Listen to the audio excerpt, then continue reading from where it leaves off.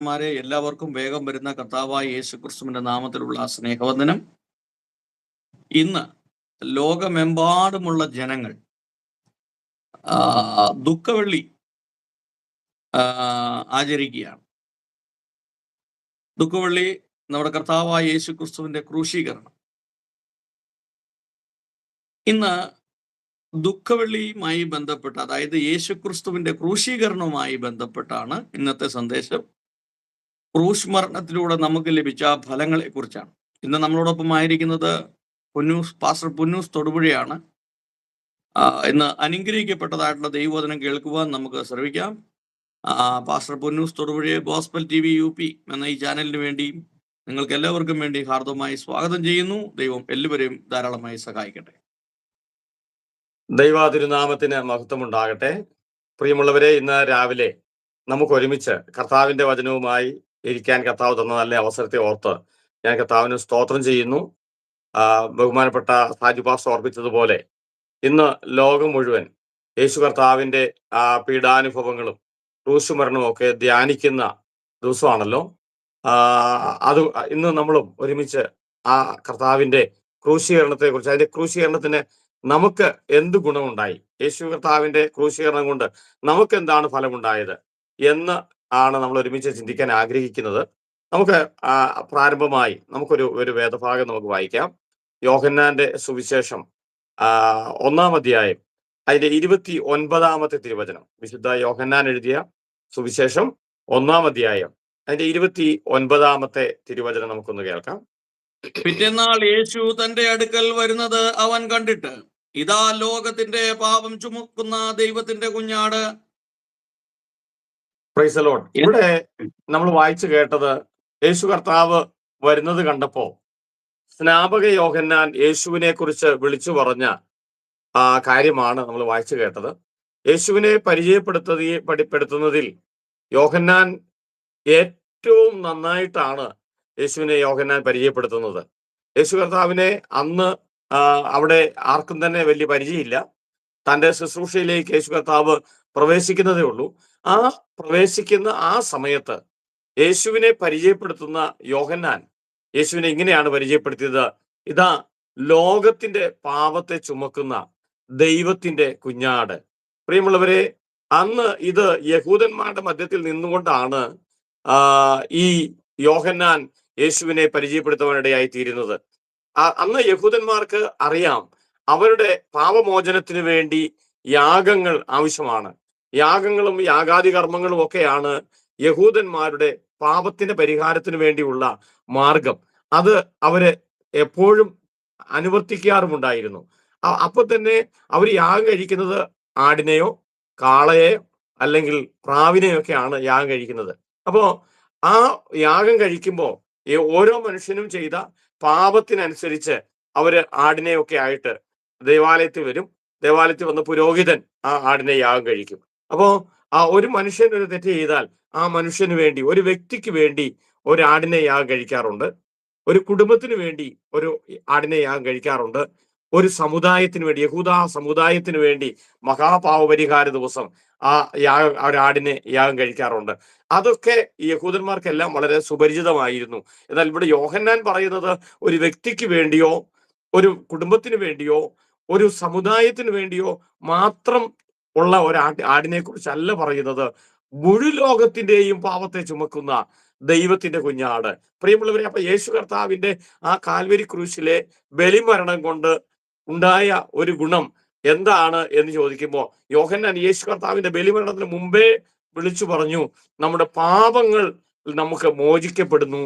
നമ്മൾ യേശു കർത്താവിന്റെ ബലിമരണം കൊണ്ട് സംഭവിക്കാൻ പോകുന്നത് നമ്മുടെ പാപങ്ങൾ മോചിക്കപ്പെടുകയാണ് ചെയ്യുന്നത് എന്ന് മനസ്സിലാക്കാൻ ഇടയായി തീർന്നു. പ്രിയമുള്ളവരെ, ഏറ്റവും കർത്താവിന്റെ ക്രൂശീകരണം കൊണ്ട് നമുക്ക് നിരവധിയായിട്ടുള്ള ഗുണഫലങ്ങൾ നമുക്ക് ലഭിച്ചിട്ടുണ്ട്. അതിന്റെ ഒക്കെ ഗുണഭോക്താക്കളാ ഇന്ന് നാം എല്ലാവരും എന്നാണ് മനസ്സിലാക്കാൻ ഇടയായിത്തീരുന്നത്. യേശു കർത്താവിന്റെ ആ മരണം കൊണ്ട് ഗുണം ലഭിക്കാത്ത ഒരു മനുഷ്യനും ഭൂമിയിലില്ല. എല്ലാ പ്രിയപ്പെട്ടവർക്കും അത് ധാരാളമായി അനുഭവിക്കാവുന്ന അതാണ്. യേശു കർത്താവിന്റെ ബലിമരണത്തിന്റെ ഗുണഭോക്താക്കളായിരിക്കുന്ന നമ്മൾ അറിയണം എന്തൊക്കെയാണ് നമുക്ക് ഗുണങ്ങളുള്ളത്, എന്തൊക്കെ ഗുണങ്ങളാണ് നമുക്കുള്ളത് എന്ന് നമുക്ക് അറിയുമ്പോഴാണ് നമുക്കത് അനുഭവിക്കാനിടയായി തീരുന്നത്. പ്രിയമുള്ളവരെ, അതറിയാതിരുന്നാൽ നമുക്ക് പലപ്പോഴും അനുഭവിക്കാൻ പറ്റിയല്ല. അതിൽ ചില കാര്യങ്ങൾ മാത്രമാണ് ഇന്ന് സമയചുരുക്കം കൊണ്ട് നമ്മൾ ഒരുമിച്ച് ചിന്തിക്കാൻ ആഗ്രഹിക്കുന്നത്. ഞാൻ ഓർപ്പിച്ച പോലെ ഒന്നാമത്തെ പ്രത്യേകത നമുക്ക് പാപമോചനം ലഭിച്ചു എന്നുള്ളതാണ്. നമുക്കൊരു വേദഭാഗം കൂടെ വായിക്കാം. എഫേസ്യ ലേഖനം 1-ാം അധ്യായം അതിന്റെ 7-ാമത്തെ തിരുവചനം. എഫേസ്യ ലേഖനം 1-ാം അധ്യായം അതിന്റെ 7-ാമത്തെ തിരുവചനം.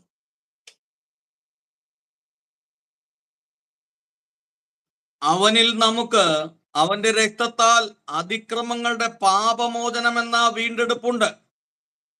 അത് അതെ അവ- അതെ നമ്മൾ അവിടെ വായിച്ചു കേട്ടത് യേശു കർത്താവിൽ നമുക്ക് അതിക്രമങ്ങളുടെ മോചനം എന്ന വീണ്ടെടുപ്പുണ്ട്, പാപമോചനം നമുക്ക് ലഭിച്ചു. പ്രിയമുള്ളവരെ, മനുഷ്യന്റെ ജീവിതത്തിലെ ഏറ്റവും വലിയ പ്രതിസന്ധി എന്ന് പറയുന്നത് നമ്മുടെ സാമ്പത്തിക ബുദ്ധിമുട്ടല്ല, നമ്മുടെ ശരീരത്തിലെ രോഗത്തിന് പ്രതിസന്ധി അല്ല.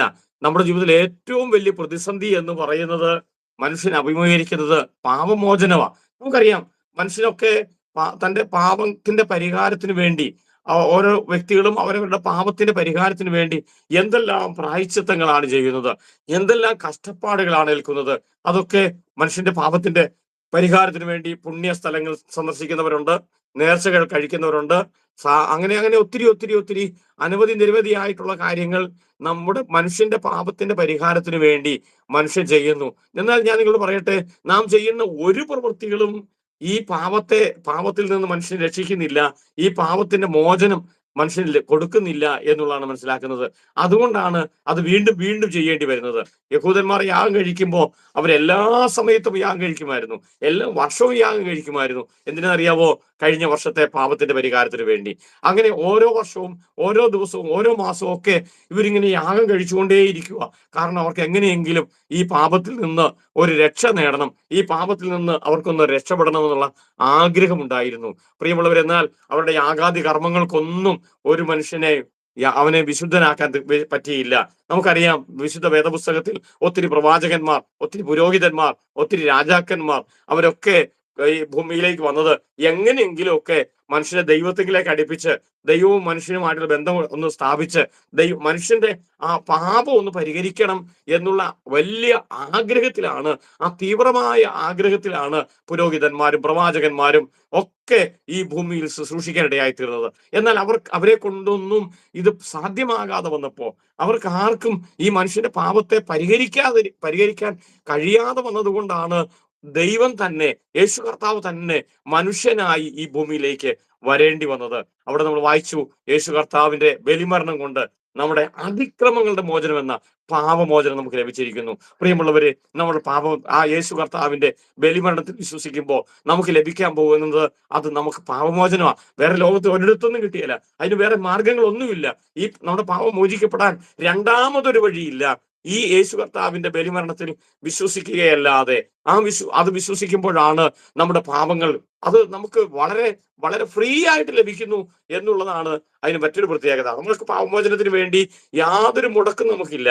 പൈസ കൊടുക്കണ്ട, നമ്മുടെ നേർച്ച കാഴ്ചകൾ വേണ്ട, നമ്മുടെ സ്വോത്ര കാഴ്ച വേണ്ട, നമ്മുടെ ഒരു കാര്യവും കർത്താവിന് വേണ്ട. പ്രിയമുള്ളവരെ, കർത്താവെ, ഞാൻ പാപിയാണ്, യേശുവെ, അങ്ങ് മരിച്ചത് എന്റെ പാപത്തിന്റെ പരിഹാരത്തിന് വേണ്ടിയാണ്, എന്നെ പാപമില്ലാതെ ഒരു നീതിമാനാക്കാൻ വേണ്ടിയാണ് യേശു കർത്താവ് മരിച്ചത് എന്ന് ഇന്ന് ആര് ഏറ്റുപറയുവോ, പ്രിയമുള്ളവരെ, അത് നിങ്ങൾ ഏത് മതത്തിൽ വിശ്വസിക്കുന്ന ആളാണെങ്കിലും, നിങ്ങൾ ഏത് രാജ്യത്ത് ജീവിക്കുന്ന ആളാണെങ്കിലും, നിങ്ങൾ എത്ര വലിയ കൊടിയ പാപിയാണെങ്കിലും, ഞാൻ നിങ്ങളോട് പറയട്ടെ പ്രിയമുള്ളവരെ, യേശു കർത്താവിനെ ഏറ്റുപറയുമ്പോൾ, യേശു കർത്താവിനെ വിശ്വസിക്കുമ്പോൾ, യേശു കർത്താവ് നമ്മുടെ പാപങ്ങൾ വളരെ വളരെ ഫ്രീ ആയി യേശു കർത്താവ് നമ്മുടെ പാപങ്ങളെ മോചിക്കും. യോഹന്നാൻ ലേഖനം എഴുതുമ്പോൾ വിശുദ്ധ യോഹന്നാൻ ഇങ്ങനെയാണ് പറയുന്നത്: യേശു ദൈവത്തിന്റെ പുത്രനായ യേശുവിന്റെ രക്തം സകല പാപവും പോക്കി നമ്മെ ശുദ്ധീകരിക്കുന്നു. പ്രിയമുള്ളവരെ, യേശു കർത്താവിന്റെ രക്തത്തിന് പരിഹരിക്കാൻ പറ്റാത്ത ഒരു പാവവും ഇല്ല.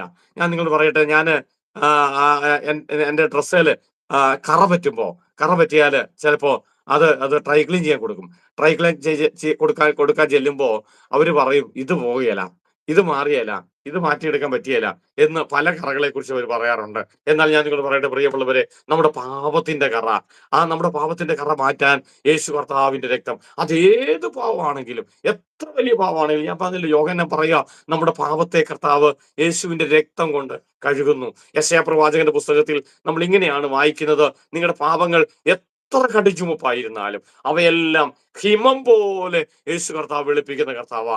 പ്രിയമുള്ളവരെ, ചിലപ്പോ നിങ്ങൾ പാപിയായതുകൊണ്ട് നിങ്ങളുടെ പാപം കാരണം നിങ്ങളെ ആർക്കും വേണ്ടായിരിക്കും, നിങ്ങളുടെ വീട്ടുകാർക്ക് വേണ്ടായിരിക്കും, നിങ്ങളുടെ സമുദായക്കാർക്ക് വേണ്ടായിരിക്കും, നിങ്ങളുടെ കൂട്ടുകാർ നിങ്ങളെ ഇട്ടേച്ചു പോയി കാണും. നിങ്ങളൊരു പാപിയായതുകൊണ്ട് എല്ലാവരാലും കൈവിടപ്പെട്ടവരായിരിക്കും. ഇന്ന് രാവിലെ എനിക്ക് നിങ്ങളോടൊരു ഒരു സദ്വർത്തമാനം, ഒരു സുവിശേഷം നിങ്ങളോട് വിളിച്ചു പറയാനുണ്ട്.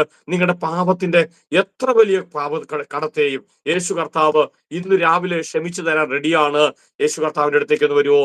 യേശു കർത്താവിന്റെ കാൽവരി ക്രൂശിലെ മരണം, യേശു കർത്താവ് ഒരു മരിച്ചത് ഒരു മതം സ്ഥാപിക്കാനല്ല, യേശു കർത്താവ് ഒരു മതത്തിന്റെ സ്ഥാപകനല്ല, അതിനുവേണ്ടി അല്ല യേശു കർത്താവ് മരിച്ചത്. ചിലപ്പോഴൊക്കെ നമ്മൾ തെറ്റിദ്ധരിക്കാറുണ്ട് യേശു കർത്താവിന്റെ ക്രൂശി മരണം ക്രിസ്തുമതം ഉണ്ടാക്കാൻ വേണ്ടിയാണെന്ന്. അല്ല, യേശു കർത്താവിന് അങ്ങനെ ഒരു ചിന്തയേ ഇല്ല. കർത്താവ് അങ്ങനെ ഒരു ആഗ്രഹമേ കർത്താവിനില്ല. പകരം യേശു കർത്താവിന്റെ ആഗ്രഹം എന്നെ യേശുവിന്റെ മകനാക്കി മാറ്റണം, എന്നെ കർത്താവിന്റെ മകനാക്കി മാറ്റണം, എന്നെയും കൂടെ നിങ്ങളെയും കൂടെ. പ്രിയമുള്ളവരെ, യേശു കർത്താവിന് വേണം. യേശു കർത്താവ് നിങ്ങളെ സ്നേഹിക്കുന്നു. യേശുവിന്റെ മനുഷ്യനോടുള്ള സ്നേഹത്തിന്റെ ഏറ്റവും വലിയ അടയാളമാണ് കാൽവരി ക്രൂശിൽ യേശു കർത്താവ് നമുക്ക് വേണ്ടി യാഗമായി തീരുന്നത് എന്നാണ് നമുക്ക് മനസ്സിലാക്കാൻ ഇടയായി തീരുന്നത്. അതുകൊണ്ട് പ്രിയമുള്ളവരെ, ഇന്ന് രാവിലെ ഞാൻ ഓർപ്പിക്കട്ടെ, യേശു കർത്താവ് നമ്മുടെ പാപങ്ങളെ ക്ഷമിച്ച്, നമ്മുടെ എത്ര വലിയ പാപത്തെയും യേശു കർത്താവ് ക്ഷമിച്ച് നമ്മളെ കർത്താവിന്റെ മക്കളാക്കി മാറ്റാൻ കർത്താവിന് ആഗ്രഹമാണ്. കർത്താവ് നമ്മുടെ പാപങ്ങളെല്ലാം ഒരു വിലയും മുടക്കാതെ നമുക്ക് വേണ്ടി കർത്താവ് ക്ഷമിച്ചു തരുന്നു എന്നാണ് മനസ്സിലാക്കാൻ ഇടയായിത്തീരുന്നത്. നമുക്ക് വേണ്ടി ഒരു വാക്യം വായിക്കാം. 1 പത്രോസിന്റെ ലേഖനം, പത്രോസിലേക്ക് എഴുതിയ 1-ാമത്തെ ലേഖനം, അതിന്റെ 2-ാം അധ്യായത്തിന്റെ 24-ാമത്തെ തിരുവചനം. നമുക്കെല്ലാം വളരെ സുപരിചിതമായ ഒരു വേദഭാഗമാണത്. നമുക്കൊന്ന് വായിക്കാം. 1 പത്രോസ് 2:24. നാം പാപം സംബന്ധിച്ച് മരിച്ചു, നീതിക്ക് ജീവിക്കേണ്ടതിന് അവൻ തന്റെ ശരീരത്തിൽ നമ്മുടെ പാപങ്ങളെ ചുമന്നുകൊണ്ട് ക്രൂശിന്മേൽ കയറി. നാം പാപം സംബന്ധിച്ച് മരിച്ച്, ഒരു മിനിറ്റ്, നാം പാപം സംബന്ധിച്ച് മരിച്ച് നീതിക്ക് ജീവിക്കേണ്ടതിന്. അപ്പൊ യേശു കർത്താവിന്റെ അതിനുവേണ്ടി കർത്താവ് നമ്മുടെ പാപത്തെ യേശുവിന്റെ ശരീരത്തിൽ വഹിച്ചു. ആ വാക്യത്തിനകത്ത് 2 പ്രധാനപ്പെട്ട കാര്യങ്ങളാണ് ഒരു ക്രിസ്തീയ ജീവിതത്തിൽ അറിഞ്ഞിരിക്കേണ്ട, ഒരു മനുഷ്യൻ അറിഞ്ഞിരിക്കേണ്ട വളരെ പ്രധാനപ്പെട്ട 2 കാര്യങ്ങളാണ് അവിടെ പറയുന്നത്. 1-ാമത്തെ കാര്യമാണ് അവിടെ നമ്മൾ ആദ്യം ഇവിടെ വായിച്ചു കേട്ടത്, നാം പാപം സംബന്ധിച്ച് മരിച്ച് നീതിക്ക് ജീവിക്കേണ്ടതിന്. അപ്പൊ നമ്മുടെ പാപമില്ലാതെ നമ്മളൊരു നീതിമാനായി ജീവിക്കേണ്ടതിന് വേണ്ടി, പ്രിയമുള്ളവരെ, ആരാണ് നമ്മളോട് ഇത്ര സ്നേഹം കാണിക്കുന്നത്? ആരാണ് നമ്മൾ ഇങ്ങനെ കരുതുന്നത്? നമ്മുടെ മാതാപിതാക്കൾക്ക് പറ്റുമോ? നമ്മുടെ പ്രിയപ്പെട്ടവർക്ക് പറ്റുമോ? അവരാരും നമ്മൾ ഇങ്ങനെ കരുതാതിരിക്കുമ്പോ യേശു കർത്താവ് പറയാ, നാം പാപം സംബന്ധിച്ച് മരിച്ച് നീതിമാന്മാരായി ജീവിക്കേണ്ടതിന് തന്റെ ശരീരത്തിൽ, യേശു കർത്താവിന്റെ ശരീരത്തിൽ നമ്മുടെ ഓരോരുത്തരുടെയും പാപത്തെ യേശു കർത്താവ് ചുമന്നു. പ്രിയമുള്ളവരെ, യേശു കർത്താവ് ആ കാൽവരി കുരിശിലേക്ക് കുരിശും ചുമന്ന് പോകുമ്പോ അത് കർത്താവ് ചെയ്യുന്നത് എന്റെ പാപത്തിന്റെ പരിഹാരത്തിന് വേണ്ടിയാണ്. നമ്മുടെ ഓരോരുത്തരുടെയും പാപത്തിന്റെ പരിഹാരത്തിന് വേണ്ടിയാണ് യേശു കർത്താവ് കാൽവരി കുരിശിലേക്ക് ആ കുരിശും എടുത്തുകൊണ്ട്, കുരിശും ചുമന്നുകൊണ്ട് പോകുന്നത് നമ്മളെ രക്ഷിക്കാൻ വേണ്ടിയാ, നമ്മളെ വിടുവിക്കാൻ വേണ്ടിയാ, നമ്മുടെ പാപങ്ങൾ ക്ഷമിക്കാൻ വേണ്ടിയാണ് എന്നുള്ള കാര്യം ഞാൻ ഓർപ്പിക്കട്ടെ. അവിടെ വായിച്ചു, നമ്മളെ പാപം സംബന്ധിച്ച് നാം മരിച്ച് നീതിക്ക് ജീവിക്കേണ്ടതിന് വേണ്ടി യേശു തന്റെ ശരീരത്തിൽ നമ്മുടെ പാപങ്ങളെ ചുമന്നുകൊണ്ട് അവൻ ക്രൂശിന്മേൽ കയറി. പ്രിയമുള്ളവരെ, യേശു കർത്താവ് നമ്മുടെ പാപത്തെ ചുമന്നത് കുരിശിലല്ല പാപത്തെ ചുമന്നത്. പകരം യേശുവിന്റെ ശരീരത്തിൽ, യേശു കർത്താവിന്റെ സ്വന്തം ശരീരത്തിൽ നമ്മുടെ പാപത്തെ കർത്താവ് ചുമന്നു. ഞാൻ ഒന്നുകൂടെ ഓർപ്പിക്കട്ടെ പ്രിയമുള്ളവരെ, യേശു കർത്താവ് വീണു എഴുന്നേറ്റും ആ ഗോൽഗോത്തോയിലേക്ക് പോകുമ്പോ യേശു കർത്താവ് വീണു പോകുന്നതിന്റെ കാരണം എന്നാന്നറിയാവോ? യേശുവിന് കാലം നിൽക്കാൻ ബലമില്ലാതെ വരുന്നതിന്റെ കാരണം എന്നാന്നറിയാവോ? തന്റെ തോളിലിരിക്കുന്ന ആ മരക്കഷ്ണമല്ല, ആ കുരിശല്ല യേശു കർത്താവിനെ വീണു എഴുന്നേറ്റും പോകാൻ ഇടയാക്കുന്നത്. പകരം തന്റെ ശരീരത്തിൽ താൻ വഹിക്കുന്ന മുഴുവൻ ലോകത്തിന്റെയും പാപം, മുഴുവൻ മാനവജാതിയുടെയും പാപം, ആ പാപത്തിന്റെ ഭാരമാണ് യേശു കർത്താവിനെ ക്ഷീണിതനാക്കുന്നത്, തളർത്തി കളയുന്നത് പ്രിയമുള്ളവരെ. അങ്ങനെയാണെങ്കിൽ ഞാൻ നിങ്ങളോട് പറയട്ടെ, നമ്മളെ എത്രമാത്രമാണ് യേശു കർത്താവ് സ്നേഹിക്കുന്നത്, എന്നെ നിങ്ങളും കർത്താവ് സ്നേഹിക്കുന്നത് എത്രമാത്രം സ്നേഹിക്കുന്നു എന്നുള്ള കാര്യം ഇന്ന് രാവിലെ നമ്മൾ മറന്നു പോകരുത് പ്രിയമുള്ളവരെ. ആ യേശു കർത്താവ് നമ്മളെ സ്നേഹിച്ച്, കർത്താവ് നമുക്ക് വേണ്ടി, നമുക്ക് പകരമായി കാൽവരി കുരിശിൽ മരിക്കുമ്പോൾ നമ്മളെ കർത്താവ് സ്നേഹിക്കുകയാണ് ചെയ്യുന്നത്. ആ വാക്യത്തിന്റെ തന്നെ രണ്ടാമത്തെ ഭാഗത്ത് നമ്മൾ ഇങ്ങനെയാണ് വായിക്കുന്നത്: അവന്റെ അടിപ്പിണരാൽ നിങ്ങൾക്ക് സൗഖ്യം വന്നിരിക്കുന്നു. യേശു കർത്താവ് കാൽവരി കുരിശിൽ മരിക്കുമ്പോ യേശു കർത്താവിന്റെ ശരീരം മുഴുവൻ, യശയാ പ്രവാചകൻ പറയുന്നു, ഉഴവുചാല് പോലെ അവർ കീറി എന്നാണ് യശയാ പ്രവാചകന്റെ പുസ്തകത്തിൽ നമ്മൾ വായിക്കുന്നത്. പ്രിയമുള്ളവരെ, യേശു കർത്താവിന് കുറെ 40 അടി യേശു കർത്താവ് ഏറ്റു. എന്തിനു വേണ്ടിയാണെന്നറിയാവോ? എന്റെ രോഗസൗഖ്യത്തിന് വേണ്ടി, ഞാൻ രോഗത്തിൽ നിന്ന് വിടുവിക്കപ്പെടേണ്ടതിന് വേണ്ടി. അതിനുവേണ്ടിയാ യേശു കർത്താവ് ആ ശരീരത്തിൽ മുറിവേൽക്കുന്നത്. നമുക്കറിയാം, നമ്മുടെ നാട്ടിൽ ഒത്തിരി കോടതികൾ നമ്മൾ കണ്ടിട്ടുണ്ട്. ആ കോടതികളൊക്കെ ഒരു തെറ്റിന്, ഏതെങ്കിലും ഒരു തെറ്റിന് ഒരു ശിക്ഷയാണ് കൊടുക്കാറുള്ളത്. എന്നാൽ ഇവിടെ അങ്ങനെയല്ല. യേശു കർത്താവിനെ അടിക്കാൻ ഏൽപ്പിച്ചു കഴിഞ്ഞാൽ അടി കൊണ്ടവൻ ആ തെറ്റിൽ നിന്ന്, അല്ലെങ്കിൽ അതിന് പിന്നെ വേറൊരു ശിക്ഷ അനുഭവിക്കേണ്ടതില്ല. പക്ഷേ യേശു കർത്താവിനെ അടിക്കുക മാത്രമല്ല, യേശു കർത്താവിനെ അടിച്ച ശേഷം ക്രൂശീകരിക്കാൻ കൂടെ വിട്ടുകൊടുത്തു, ക്രൂശീകരണത്തിനൂടെ വിട്ടുകൊടുത്തു. എന്തിനാണെന്നറിയാവോ? യേശു കർത്താവ് നമ്മുടെ പാപത്തെ മാത്രമല്ല, നമ്മുടെ രോഗത്തെയും യേശു കർത്താവിന് വിടുവിക്കണം. യേശു കർത്താവിനെ നമ്മുടെ രോഗത്തെ വിടുവിക്കാൻ അവിടെ പറഞ്ഞു, യേശു കർത്താവിന്റെ മുറിവിനാൽ എനിക്ക് സൗഖ്യം വന്നിരിക്കുന്നു. യേശുവിന്റെ അടിപ്പിണരുകളാൽ, യേശു കർത്താവിനെ അയക്കുന്ന ഓരോ അടിപ്പിണരും, ഓരോ അടിയും പ്രിയമുള്ളവരെ, നിങ്ങളുടെ രോഗത്തിന്, സൗഖ്യത്തിന് കാരണമായി തീരുന്നു. ഞാൻ നിങ്ങളോട് പറയാം, നിങ്ങളെ സൗഖ്യമാക്കാൻ പറ്റാത്ത ഒരു രോഗവും യേശു കർത്താവിന് മുമ്പിലില്ല. നിങ്ങളുടെ ശരീരത്തിൽ ഉള്ള, നിങ്ങൾ ഇന്ന് അനുഭവിക്കുന്ന ഏത് രോഗത്തെയും സൗഖ്യമാക്കാൻ എന്റെ കർത്താവിന് സാധ്യമാകും. യേശുവിന്റെ മുറിവിൽ അതിനെല്ലാം പരിഹാരം വന്നു കഴിഞ്ഞിരിക്കുന്നു. യേശു കർത്താവിന്റെ മുറിവിനാൽ ആ രോഗത്തിനെല്ലാം പരിഹാരം വന്നിരിക്കുന്നു. യേശുവിന്റെ അടിപ്പിണരാൽ നിങ്ങൾക്ക് സൗഖ്യം വരും എന്നല്ല നമ്മൾ വായിച്ചു കേട്ടത്. പകരം നമ്മൾ വായിച്ചത്, യേശുവിന്റെ മുറിവിനാൽ നമുക്ക് സൗഖ്യം വന്നിരിക്കുന്നു. പ്രിയമുള്ളവരെ, ആ യേശു കർത്താവിന്റെ സൗഖ്യം, യേശു കർത്താവ് നമുക്ക് വേണ്ടി, നമ്മുടെ ശരീരത്തിന് സൗഖ്യം 2000 വർഷം മുമ്പ് കാൽവരി കുരിശിൽ യേശു കർത്താവ് മരിക്കുമ്പോൾ എന്റെ സൗഖ്യം വന്നു കഴിഞ്ഞു. ഒന്നുകൂടെ ഞാൻ പറയട്ടെ, ഒന്നുകൂടെ പറഞ്ഞാൽ, എനിക്ക് രോഗം വരുന്നതിന് മുമ്പേ എനിക്ക് സൗഖ്യം വന്നു. എനിക്ക് രോഗം ഉണ്ടാകുന്നതിന് മുമ്പേ എന്റെ സൗഖ്യം വന്നിരിക്കുന്നു എന്നാണ് തിരുവചനം നമ്മളെ പഠിപ്പിക്കേണ്ടതായി തീരുന്നത്. ഞാൻ നിങ്ങളോട് പറയാം, പലപ്പോഴും യേശു കർത്താവ് കാൽവരി കുരിശിൽ മരിച്ചത്, യേശുവിന്റെ ശരീരത്തിൽ അടിക്കപ്പെട്ട ഓരോ അടിയും എന്റെ സൗഖ്യത്തിന് വേണ്ടിയാണ്. ആ അടി കൊണ്ടപ്പോ എനിക്ക് സൗഖ്യം വന്നിരിക്കുന്നു എന്ന് ഈ പത്രോസിന്റെ ലേഖനത്തിൽ നമ്മൾ വായിക്കുമ്പോൾ, എന്നിട്ടും നാം രോഗിയായിട്ടിരിക്കുന്നു, എന്നിട്ടും പലപ്പോഴും നമ്മൾ രോഗിയായി പോകുന്നു. എന്തുകൊണ്ടാണ് വീണ്ടും ഈ യേശു കർത്താവ് വില കൊടുത്ത ശേഷവും നമ്മൾ രോഗം അനുഭവിക്കുന്നത് എന്തുകൊണ്ടാണ് എന്ന് ചോദിച്ചാൽ, പ്രിയമുള്ളവർ, ഞാൻ പറയട്ടെ, ചില വർഷങ്ങൾക്ക് മുമ്പ്, ഇപ്പോ എല്ലാവരും പൈസയൊക്കെ ഗൂഗിൾ പേ ഒക്കെ ചെയ്യുന്നത്, അല്ലെങ്കിൽ അക്കൗണ്ട് ട്രാൻസ്ഫർ ഒക്കെ ചെയ്യുന്നത്. പണ്ടൊക്കെ അങ്ങനെയല്ലായിരുന്നു. നമ്മുടെ നാട്ടിലെല്ലാം നമ്മൾ മണി ഓർഡർ അയക്കുന്നത്. മണി ഓർഡർ അയക്കുമ്പോൾ മണി ഓർഡറിന് ഒരു പ്രത്യേകതയുണ്ട്. മണി ഓർഡർ അയച്ചാൽ നമ്മുടെ പോസ്റ്റ് ഓഫീസിലെ മണി ഓർഡർ വന്നാൽ 7 ദിവസം വരെ അത് പോസ്റ്റ് ഓഫീസിൽ ഉണ്ടാകും. നമ്മൾ ഒപ്പിട്ട് വാങ്ങിച്ചില്ലെങ്കിൽ 7 ദിവസം വരെ ആ പോസ്റ്റ് ഓഫീസിൽ ആ മണി ഓർഡർ ഇരിക്കും എന്നാണ് ഞാൻ മനസ്സിലാക്കുന്നത്. പ്രിയമുള്ളവരെ, അപ്പോ എനിക്ക് ഇന്ന് ഞാൻ പോസ്റ്റ് ഓഫീസിൽ ചെന്ന് പൈസ ഒപ്പിട്ട് വാങ്ങിക്കുന്നുണ്ടെങ്കിൽ ഇന്നായിരിക്കുകയല്ല വന്നത്, ചിലപ്പോൾ അത് 7 ദിവസം മുമ്പായിരിക്കും, 5-6 ദിവസം മുമ്പായിരിക്കും. ഞാനത് അറിഞ്ഞില്ല.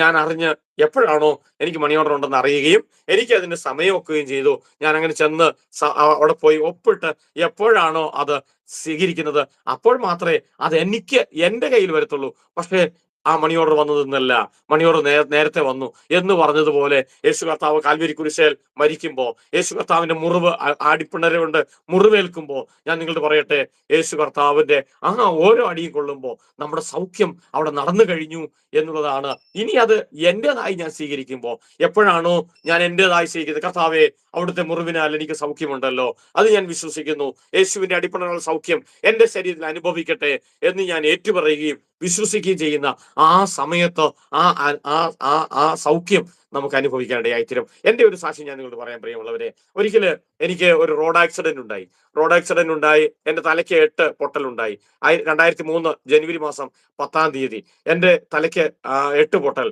എന്റെ വലതു കൈ തളർന്നുപോയി. അങ്ങനെ ഞാൻ ഇടുക്കിയിൽ ചെറുതോണി എന്ന് പറയുന്ന സ്ഥലത്ത് റോഡിൽ ബൈക്കിൽ പോകുമ്പോ ബോധരഹിതനായി താഴെ വീണ് എനിക്ക് അങ്ങനെ ഞാൻ മരിച്ചു പോകും എന്ന് എന്നെ കണ്ടവരെല്ലാം ഓർത്തു.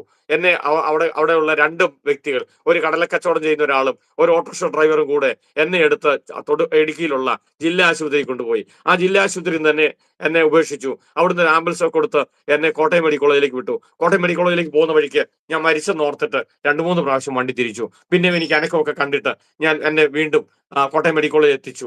ആ 2003 ജനുവരി മാസം 10-ാം തീയതി എന്റെ ആ കോട്ടയം മെഡിക്കൽ കോളേജിലെ ന്യൂറോ പ്രൊഫസർ എന്റെ തല സ്കാൻ ചെയ്തിട്ട് പറഞ്ഞു, 3 മണിക്കൂറിനകത്ത് ഞാൻ മരിച്ചു പോകും. ഇനി എനിക്ക് വേണ്ടി ചെയ്യാൻ മെഡിക്കൽ സയൻസ് ഒന്നും ചെയ്യാൻ പറ്റത്തില്ല എന്ന് പറഞ്ഞു. പ്രിയമുള്ളവരെ, 6 മണിക്കൂർ ഞാൻ ആ കാഷ്വാലിറ്റി കടന്നു. പക്ഷെ എനിക്ക് ബോധമില്ല. ഞാൻ ആ കാഷ്വാലിറ്റി കിടക്കുന്നു. ഡോക്ടർമാരെന്നെ ഒന്നും ചെയ്യുന്നില്ല, ചികിത്സിക്കുന്നില്ല. ചില പൈസ കൊടുക്കാത്തതുകൊണ്ടാണെന്ന് കരുതി എന്റെ ആൾക്കാര് ഡോക്ടർമാർക്ക് കുറച്ച് പൈസയൊക്കെ സെറ്റപ്പ് ചെയ്ത് കൊടുത്തു. പക്ഷെ അവർ വാങ്ങിച്ചില്ല, പൈസ ഒന്നും വാങ്ങിച്ചില്ല. അവർ പറഞ്ഞു, പൈസ ഒന്നും വേണ്ട, ഇവരെ രക്ഷിക്കാൻ ഒക്കെയല്ല, ഇപ്പൊ തന്നെ മരിച്ചു പോകുമെന്ന് പറഞ്ഞു. എന്റെ വീട്ടിൽ എന്റെ ശവടക്കിന് വേണ്ട കാര്യങ്ങളൊക്കെ ക്രമീകരിച്ചു. പ്രിയമുള്ളവരെ, അടിമാലിക്കാരെ ശവടക്കിന് വേണ്ടി 3 വണ്ടി ബുക്ക് ചെയ്തു. അങ്ങനെ എന്റെ വീട്ടിലെ കാര്യങ്ങളൊക്കെ, ശവടക്കിനുള്ള കാര്യങ്ങളൊക്കെ അറേഞ്ച് ചെയ്യുക. ആ സമയത്ത് തന്നെ അവിടുന്ന് എടുത്ത് എന്റെ അളിയൻ എന്നെ എടുത്ത് ചെങ്ങന്നൂര് ഉള്ള ഒരു ഹോസ്പിറ്റലിലേക്ക് കൊണ്ടുപോയി, സെഞ്ചുറി ഹോസ്പിറ്റലിലേക്ക് കൊണ്ടുപോയി. അവിടെ സുനിലും വർഗീസ് എന്ന് പറയുന്ന ഒരു ഡോക്ടർ, ആ സൗത്ത് ഇന്ത്യയിലെ ഏറ്റവും നല്ല ന്യൂറോ സർജൻ ആയിരുന്നു. അദ്ദേഹത്തെ കാണിച്ചു. അദ്ദേഹം പറഞ്ഞു രക്ഷപ്പെടുകയല്ല. പക്ഷെ പിന്നെ പ്രൈവറ്റ് ആശുപത്രി ആയതുകൊണ്ട് തന്നെ ഓക്സിജനൊക്കെ തന്ന് എന്നെ ICU കയറ്റി കടത്തി. പ്രിയമുള്ളവരെ, 10 ദിവസം എനിക്ക് ഒട്ടും ബോധമില്ല. 10 ദിവസം കഴിഞ്ഞപ്പോൾ ഇടയ്ക്ക് ബോധം തെളിയാൻ തുടങ്ങി. അങ്ങനെ ഇരിക്കുമ്പോൾ ഒരു ദൈവദാസൻ എന്റെ അടുത്ത് വന്നേച്ച്, അപ്പൊ ഡോക്ടർ എന്റെ പിതാവിനോട് പറഞ്ഞു, തല തുറന്ന് തലച്ചോറ് കഴുകി വെച്ചാൽ ഓപ്പറേഷൻ ചിലപ്പോൾ ജീവിക്കുമായിരിക്കും. പക്ഷെ ഇനി ഒരിക്കലും ബോധം ഉണ്ടാകിയല്ല, മന്ദബുദ്ധി ആയിരിക്കും എന്ന് പറഞ്ഞതാ. പ്രിയമുള്ളവരെ, അങ്ങനെ ഇരിക്കുമ്പോൾ എന്റെ അപ്പൻ അതിന് പൈസ ഉണ്ടാക്കാൻ വേണ്ടി ഇടുക്കിയിലേക്ക് പോയി. ഇടുക്കിയിലെ എന്റെ സ്വന്തം ദേശം. ഇടുക്കിയിലേക്ക് പോയി. അങ്ങനെ ഇരിക്കുമ്പോൾ എന്റെ അടുക്കൽ ഒരു ദൈവദാസം വന്നു. അദ്ദേഹം എന്നോട് യേശുവിനെ കുറിച്ച് പറഞ്ഞു. അദ്ദേഹം എനിക്ക് വേണ്ടി പ്രാർത്ഥിച്ചു. എന്നിട്ട് എന്നോട് പറഞ്ഞു, യേശു നിന്നെ സൗഖ്യമാക്കി, നിന്റെ തല തുറക്കുകയല്ല, ഓപ്പറേഷൻ ചെയ്യല എന്ന് പറഞ്ഞു. പ്രിയമുള്ളവരെ, എന്നിട്ട് അദ്ദേഹം പോയി. പക്ഷെ എനിക്കൊരു വ്യത്യാസം ഉണ്ടായില്ല. ഞാൻ അങ്ങനെ തന്നെ കിടക്കുക. അനങ്ങി എന്റെ മൂക്കിട്ട് തലച്ചോറിനകത്തെ ഫ്ലൂഡ് തലയോട്ടി പൊട്ടിയിട്ട് എന്റെ മൂക്കിൽ കൂടെ ഫ്ലൂഡ് വരും. എനിക്ക് അങ്ങനെ അതുപോലെ തന്നെ കിടക്കുക. 3 ദിവസം കഴിഞ്ഞപ്പോൾ ഡോക്ടർ പറഞ്ഞു, വളഞ്ഞു കിടക്ക്, നട്ടില് തുളച്ച് ട്യൂബ് ഇടണം, ഈ മൂക്കിൽ കൂടെ വരുന്ന ഫ്ലൂഡ് അതിൽ വിട്ടിട്ട് വേണം ഓപ്പറേഷൻ ചെയ്യാൻ എന്ന് പറഞ്ഞു. പ്രിയമുള്ളവരെ, ആ സമയത്ത് ഞാൻ ഈ ദൈവദാസം പറഞ്ഞ കാര്യം ഞാൻ ഓർത്തു. ഞാൻ അദ്ദേഹത്തോട് പറഞ്ഞു, ഡോക്ടറെ, എന്നെ ഓപ്പറേഷൻ ചെയ്യേണ്ട, യേശു എന്നെ സൗഖ്യമാക്കും, എനിക്ക് വേണ്ടി ഒത്തിരി ആൾക്കാർ പ്രാർത്ഥിക്കുന്നൊക്കെ ഉണ്ടെന്ന് പറഞ്ഞു. അപ്പൊ എന്നോട് ഡോക്ടർ പറഞ്ഞു, അങ്ങനെ ഓപ്പറേഷൻ ഇല്ലാതെ ഒന്നും സൗഖ്യമാകിയല്ല, ചിലപ്പോൾ പ്രാർത്ഥിച്ചാൽ ഓപ്പറേഷൻ സക്സസ് ആകുമായിരിക്കും എന്ന് പറഞ്ഞു. വീണ്ടും ഞാൻ ആവർത്തിച്ച് പറഞ്ഞു, അല്ല ഡോക്ടറെ, ഞാൻ എഴുന്നേക്കാം, യേശു എന്നെ സൗഖ്യമാക്കും. ആ സമയത്ത് എന്റെ മൂക്കിൽ ഓക്സിജൻ ട്യൂബ് ഉണ്ട്. എന്റെ ഒരു കൈ തളർന്നു കിടക്കുക, മറ്റേ കയ്യിൽ മരുന്ന് ഇഞ്ചക്ഷൻ കൊട്ടിയിട്ടുണ്ട്. അങ്ങനെ മുഖമെല്ലാം കറുത്ത്, കണ്ണെല്ലാം പുറത്തേക്ക് തള്ളി, അങ്ങനെയൊക്കെ ഇരിക്കുക. ആ ഡോക്ടർ പിന്നെ ഞാൻ ആവർത്തിച്ച് പറഞ്ഞപ്പോ ഡോക്ടർ പറഞ്ഞാൽ നിങ്ങളുടെ വിശ്വാസമല്ലേ, എഴുന്നേക്കാൻ പറഞ്ഞു. പ്രിയമുള്ളവരെ, ഞാൻ യേശു എന്നെ സൗഖ്യമാക്കും എന്നുള്ള വിശ്വാസം കൊണ്ട് ഞാൻ യേശുവെ എന്ന് വിളിച്ച് ഞാൻ എഴുന്നേറ്റു. ആ സമയത്ത് യേശു കർത്താവ് എന്നെ സൗഖ്യമാക്കി. എന്റെ മൂക്കിൽ 2 തുള അടഞ്ഞു. എന്റെ മൂക്കിൽ പിന്നെ ഫ്ലൂഡ് വന്നിട്ടില്ല. ഡോക്ടർ അങ്ങോട്ടും ഇങ്ങോട്ടും അനക്കി നോക്കി, എന്നിട്ടൊന്നും ഫ്ലൂഡ് വരുന്നില്ല. ഡോക്ടർ പിറ്റേ ദിവസം വരാമെന്ന് പറഞ്ഞു. പിറ്റേ ദിവസം എന്റെ ഓപ്പറേഷന്റെ ദിവസമാണ്. അന്ന് രാവിലെ വന്നപ്പോ അന്ന് എന്നെ പിടിച്ചതിലേക്ക് നടത്തി. എന്നിട്ടും എന്റെ മൂക്കിൽ ഫ്ലൂഡൊന്നും വരുന്നില്ല. അപ്പോഴും എന്റെ മൂക്കിൽ ഓക്സിജൻ ട്യൂബ് ആയിരിക്കുന്നത്. പ്രിയമുള്ളവരെ, പക്ഷേ ആ സമയത്ത് ഡോക്ടർ എന്റെ IP ചീട്ട് എടുത്തിട്ട് എന്നെ ഡിസ്ചാർജ് ചെയ്തു. എന്റെ അപ്പൻ എന്നെ ഓപ്പറേഷൻ ചെയ്യാനായിട്ട് പൈസയൊക്കെ ആയിട്ട് വരുമ്പോൾ എന്നെ ഡിസ്ചാർജ് ചെയ്ത് നിൽക്കുക. എന്നെ ഹോസ്പിറ്റലിൽ നിന്ന് വണ്ടിയെ കയറ്റുമ്പോൾ, പ്രിയമുള്ളവരെ, ആ ഹോസ്പിറ്റലിൽ മുഴുവൻ സ്റ്റാഫും എക്സിബിഷൻ കാണാൻ വരുന്ന പോലെ വന്ന് കണ്ടു. എന്നെ കാര്യം അറിയാവോ, യേശുവിന്റെ അടിപ്പിണരാനുള്ള സൗഖ്യം എനിക്ക് കർത്താവ് തന്നു. തീർന്നില്ല. 2005 എനിക്ക് ക്യാൻസർ ഉണ്ടായിരുന്നു. കോട്ടയം മെഡിക്കൽ കോളേജ് കുത്തിയെടുത്ത് ബയോപ്സി ചെയ്ത് ക്യാൻസർ ആണെന്നും അടുത്ത ആഴ്ച അത് എടുത്തു കളയാനും റേഡിയേഷൻ ഒക്കെ ഉള്ള ഡേറ്റ് തന്നതാ. എന്നാൽ യേശു കർത്താവ് ഒരു നേരത്തെ മരുന്ന് പോലും കഴിക്കാതെ എന്റെ കർത്താവിനെ സൗഖ്യമാക്കി. ഞാൻ നിങ്ങൾ പറയാം, യേശുവിന്റെ മുറിവിനെ ഇനി ഒത്തിരി കാര്യങ്ങൾ എനിക്ക് പറയാനുണ്ട്. എനിക്ക് ഫിക്സ് ഉണ്ടായിരുന്നു, യേശുവിനെ സൗഖ്യമാക്കിയതാ. ഞാൻ നിങ്ങൾ പറയട്ടെ, യേശുവിന്റെ അടിപ്പിണരാൽ സൗഖ്യം വന്നിരിക്കുമെന്ന് ഈ തിരുവചനത്തിൽ എഴുതി വെച്ചിട്ടുണ്ടെങ്കിൽ ഞാനത് വിശ്വസിക്കുന്നു. അത് എനിക്കും നിങ്ങൾക്കും വേണ്ടിയുള്ളതാ. കർത്താവ് ചുമ്മാ എഴുതിയതല്ല, തിരുവചനം ചുമ്മാ എഴുതിയതല്ല. ഞാൻ നിങ്ങളുടെ ഓർപ്പിക്കട്ടെ, യേശു കർത്താവ് ക്രൂശിൽ മരിച്ചത്, യേശു കർത്താവിന്റെ ശരീരം ഉഴവുചാല് പോലെ കീറിയത് എന്നെ നിങ്ങളെ സൗഖ്യമാക്കാനാ. അത് ക്രിസ്ത്യാനിക്ക് വേണ്ടിയുള്ളതല്ല. അത് ഏത് മനുഷ്യനും മുഴുവൻ ലോകത്തിനും ഈ യേശുവിൽ വിശ്വസിക്കുന്ന ഏതൊരു വ്യക്തിക്കും ആ സൗഖ്യം അനുഭവിക്കാം, ആ വിടുതൽ അനുഭവിക്കാം. നിങ്ങളെ സൗഖ്യമാക്കാൻ നിങ്ങൾ എന്നെ കേൾക്കുമ്പോൾ നിങ്ങൾ ചിലപ്പോൾ ഒരു മാരക രോഗത്തിന്റെ പിടിയിലായിരിക്കും. ഹോസ്പിറ്റലിൽ നിന്നെല്ലാം ഉപേക്ഷിച്ച് കാണും, ഡോക്ടർമാരെല്ലാം ഉപേക്ഷിച്ച് കാണും, വീട്ടുകാർക്ക് നിങ്ങളൊരു ഭാരമായി തോന്നുന്നുണ്ടായിരിക്കും. ഞാൻ നിങ്ങളോട് പറയട്ടെ, നിങ്ങൾ കിടക്കുന്ന കിടപ്പിൽ നിങ്ങൾ നിൽക്കുന്ന നിപ്പിൽ, നിങ്ങൾ എവിടെയാണോ ഇരിക്കുന്നത് അവിടെ ഇരുന്നുകൊണ്ട് യേശുവേ ഞാൻ അങ്ങിൽ വിശ്വസിക്കുന്നു, അങ്ങ് മരിച്ചത് എന്റെ സൗഖ്യത്തിന് വേണ്ടിയാണെന്ന്, അവിടുത്തെ മുറിവ്, അവിടുത്തെ ശരീരത്തടിച്ച ഓരോ മുറിവുകളും എന്റെ സൗഖ്യത്തിന് വേണ്ടിയാണെന്ന് നിങ്ങൾക്ക് ഏറ്റുപറയാൻ കഴിയുമോ? നിങ്ങൾക്ക് വിശ്വസിക്കാൻ കഴിയുമോ? നിങ്ങൾക്ക് കർത്താവ് സൗഖ്യം, നിങ്ങളുടെ കർത്താവ് തരുന്ന സൗഖ്യം നിങ്ങൾക്ക് അനുഭവിക്കാൻ കഴിയും. പ്രിയമുള്ളവരെ, നിങ്ങളെ യേശു കർത്താവ് സ്നേഹിക്കുന്നു. നിങ്ങളുടെ പേര് കർത്താവിന് അറിയണ്ട, നിങ്ങളുടെ ജാതി കർത്താവിന് അറിയണ്ട, നിങ്ങൾ ആരുമായിക്കോട്ടെ, നിങ്ങൾ ഏത് മനുഷ്യനുമായിക്കോട്ടെ, ചിലപ്പോൾ നിങ്ങൾ മഹാപാപിയായിരിക്കും. നിങ്ങൾ മഹാപാപിയാണെങ്കിലും ഞാൻ നിങ്ങളോട് പറയാം, യേശുവെ അങ്ങ് അടിയേറ്റത് എന്റെ സൗഖ്യത്തിന് വേണ്ടിയാണെന്ന് നിങ്ങൾ വിശ്വസിക്കുന്നുണ്ടെങ്കിൽ, നിങ്ങൾക്ക് അത് ഏറ്റു പറയാൻ കഴിയുമെങ്കിൽ ഞാൻ നിങ്ങളോട് പറയാം, നിങ്ങളെ സൗഖ്യമാക്കാൻ ആ യേശു ഇന്നും ജീവനോടുണ്ട്. യേശു കർത്താവ് മരിച്ചത് എല്ലാ ദുഃഖ വെള്ളിയാഴ്ചയും നമുക്ക് കുരിശ് ചുമക്കാൻ വേണ്ടിയല്ല, എല്ലാ ദുഃഖ വെള്ളിയാഴ്ചയും ദുഃഖം ആചരിക്കാൻ വേണ്ടിയോ കയ്പുനീര് കുടിക്കാൻ വേണ്ടിയല്ല. പ്രിയമുള്ളവരെ, നീ കയ്പുനീര് കുടിക്കാതിരിക്കാൻ, നിന്റെ ജീവിതത്തിൽ നീ കയ്പുനീര് കുടിക്കാതിരിക്കാൻ, നീ വേദന അനുഭവിക്കാതിരിക്കാൻ, നീ പാപം ചുമക്കാതിരിക്കാൻ, നീ രോഗിയായി കിടക്കാതിരിക്കാൻ, അതിനുവേണ്ടിയാ യേശു കർത്താവ് കാൽവരി കുരിശിൽ മരിച്ചത്. അങ്ങനെയാണെങ്കിൽ ഇന്ന് രാവിലെ ഞാൻ വീണ്ടും വീണ്ടും ശക്തമായി ഞാൻ നിങ്ങളോട് പറയട്ടെ, യേശു കർത്താവ് മരിച്ചത് ഒരു ആചാരത്തിന് വേണ്ടിയല്ല, പകരം എന്നെ കർത്താവിന്റെ മകനാക്കാൻ, എന്നെ കർത്താവിന് വിടുവിക്കാൻ, എന്റെ സൗഖ്യത്തിന് വേണ്ടി, എന്റെ ആരോഗ്യത്തിന് വേണ്ടി, അതിനു വേണ്ടിയാ യേശു കർത്താവ് മരിച്ചതെന്ന് ഇന്ന് രാവിലെ ആരെങ്കിലും ഏറ്റു പറയുമെങ്കിൽ, ആരെങ്കിലും അത് വിശ്വസിക്കുമെങ്കിൽ ഞാൻ നിങ്ങളോട് വീണ്ടും വീണ്ടും ആവർത്തിക്കട്ടെ, യേശു കർത്താവ് നിങ്ങളെ സ്വതന്ത്രനാക്കാൻ ആഗ്രഹിക്കുന്നു. യേശു കർത്താവ് നിങ്ങളെ വിടുവിക്കാൻ ആഗ്രഹിക്കുന്നു. ഒന്ന്, കർത്താവ് നമ്മളെ പാപത്തിൽ നിന്ന് നമ്മളെ സ്വതന്ത്രനാക്കുന്നു, പാപത്തിന്റെ മോചനം നമുക്ക് തന്ന് നമ്മളെ നമ്മളെ വിടുവിക്കാൻ ആഗ്രഹിക്കുന്നു. രണ്ട്, മനുഷ്യൻ അനുഭവിക്കുന്ന ഏറ്റവും പാപത്തിന്റെ ഭാരം നമ്മൾ ചിലപ്പോൾ അറിഞ്ഞില്ലെന്ന് വരാം, പാപത്തിന്റെ ഭാരം ചിലപ്പോൾ നമുക്കത് ഫീൽ ചെയ്തില്ലെന്ന് വന്നേക്കാം, ചിലപ്പോൾ നമുക്കത് അത്ര വലിയ കാര്യമായിട്ട് നമുക്ക് തോന്നിയത് വരികയില്ല. പക്ഷെ നമ്മുടെ ആ രോഗം നമുക്കറിയാം, നമ്മൾ അനുഭവിക്കുന്ന വേദനകൾ, നമ്മൾ അനുഭവിക്കുന്ന വ്യതകൾ എത്ര വലുതാണെന്ന് നമുക്കറിയാമല്ലോ. അതിനൊരു പരിഹാരമുണ്ട്. ഡോക്ടർമാർ അതിന് പരിഹാരം ഇല്ലെന്ന് പറഞ്ഞാലും, മെഡിക്കൽ സയൻസ് നിങ്ങളെ രക്ഷിക്കാൻ കഴിയുകയില്ലെങ്കിലും ഞാൻ നിങ്ങൾ പറയും, നിങ്ങളെ രക്ഷിക്കാൻ യേശു കർത്താവിന്റെ അടിപ്പിണരുകൾ നിങ്ങൾക്ക് വേണ്ടി ഇന്നും സജീവമാണ്. യേശുവിന്റെ മുറിവുകൾ നിങ്ങൾക്ക് വേണ്ടി ഇന്നും സജീവമാണ്. ആ മുറിവിലെ ആ രക്തം നിങ്ങളെ സൗഖ്യമാക്കുന്നതാണ്, നിങ്ങളെ വിടുവിക്കുന്നതാണ്.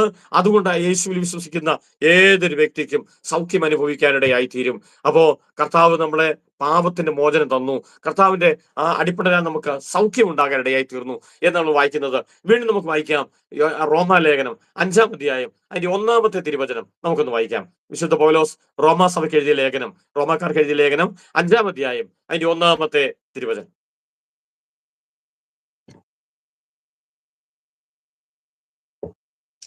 റോമാലേഖനം വിശ്വാസത്താൽ നീതീകരിക്കപ്പെട്ടിട്ട് നമുക്ക് കർത്താവായ യേശു ക്രിസ്തു മൂലം നമുക്ക് ദൈവത്തോട് സമാധാനമുണ്ട്.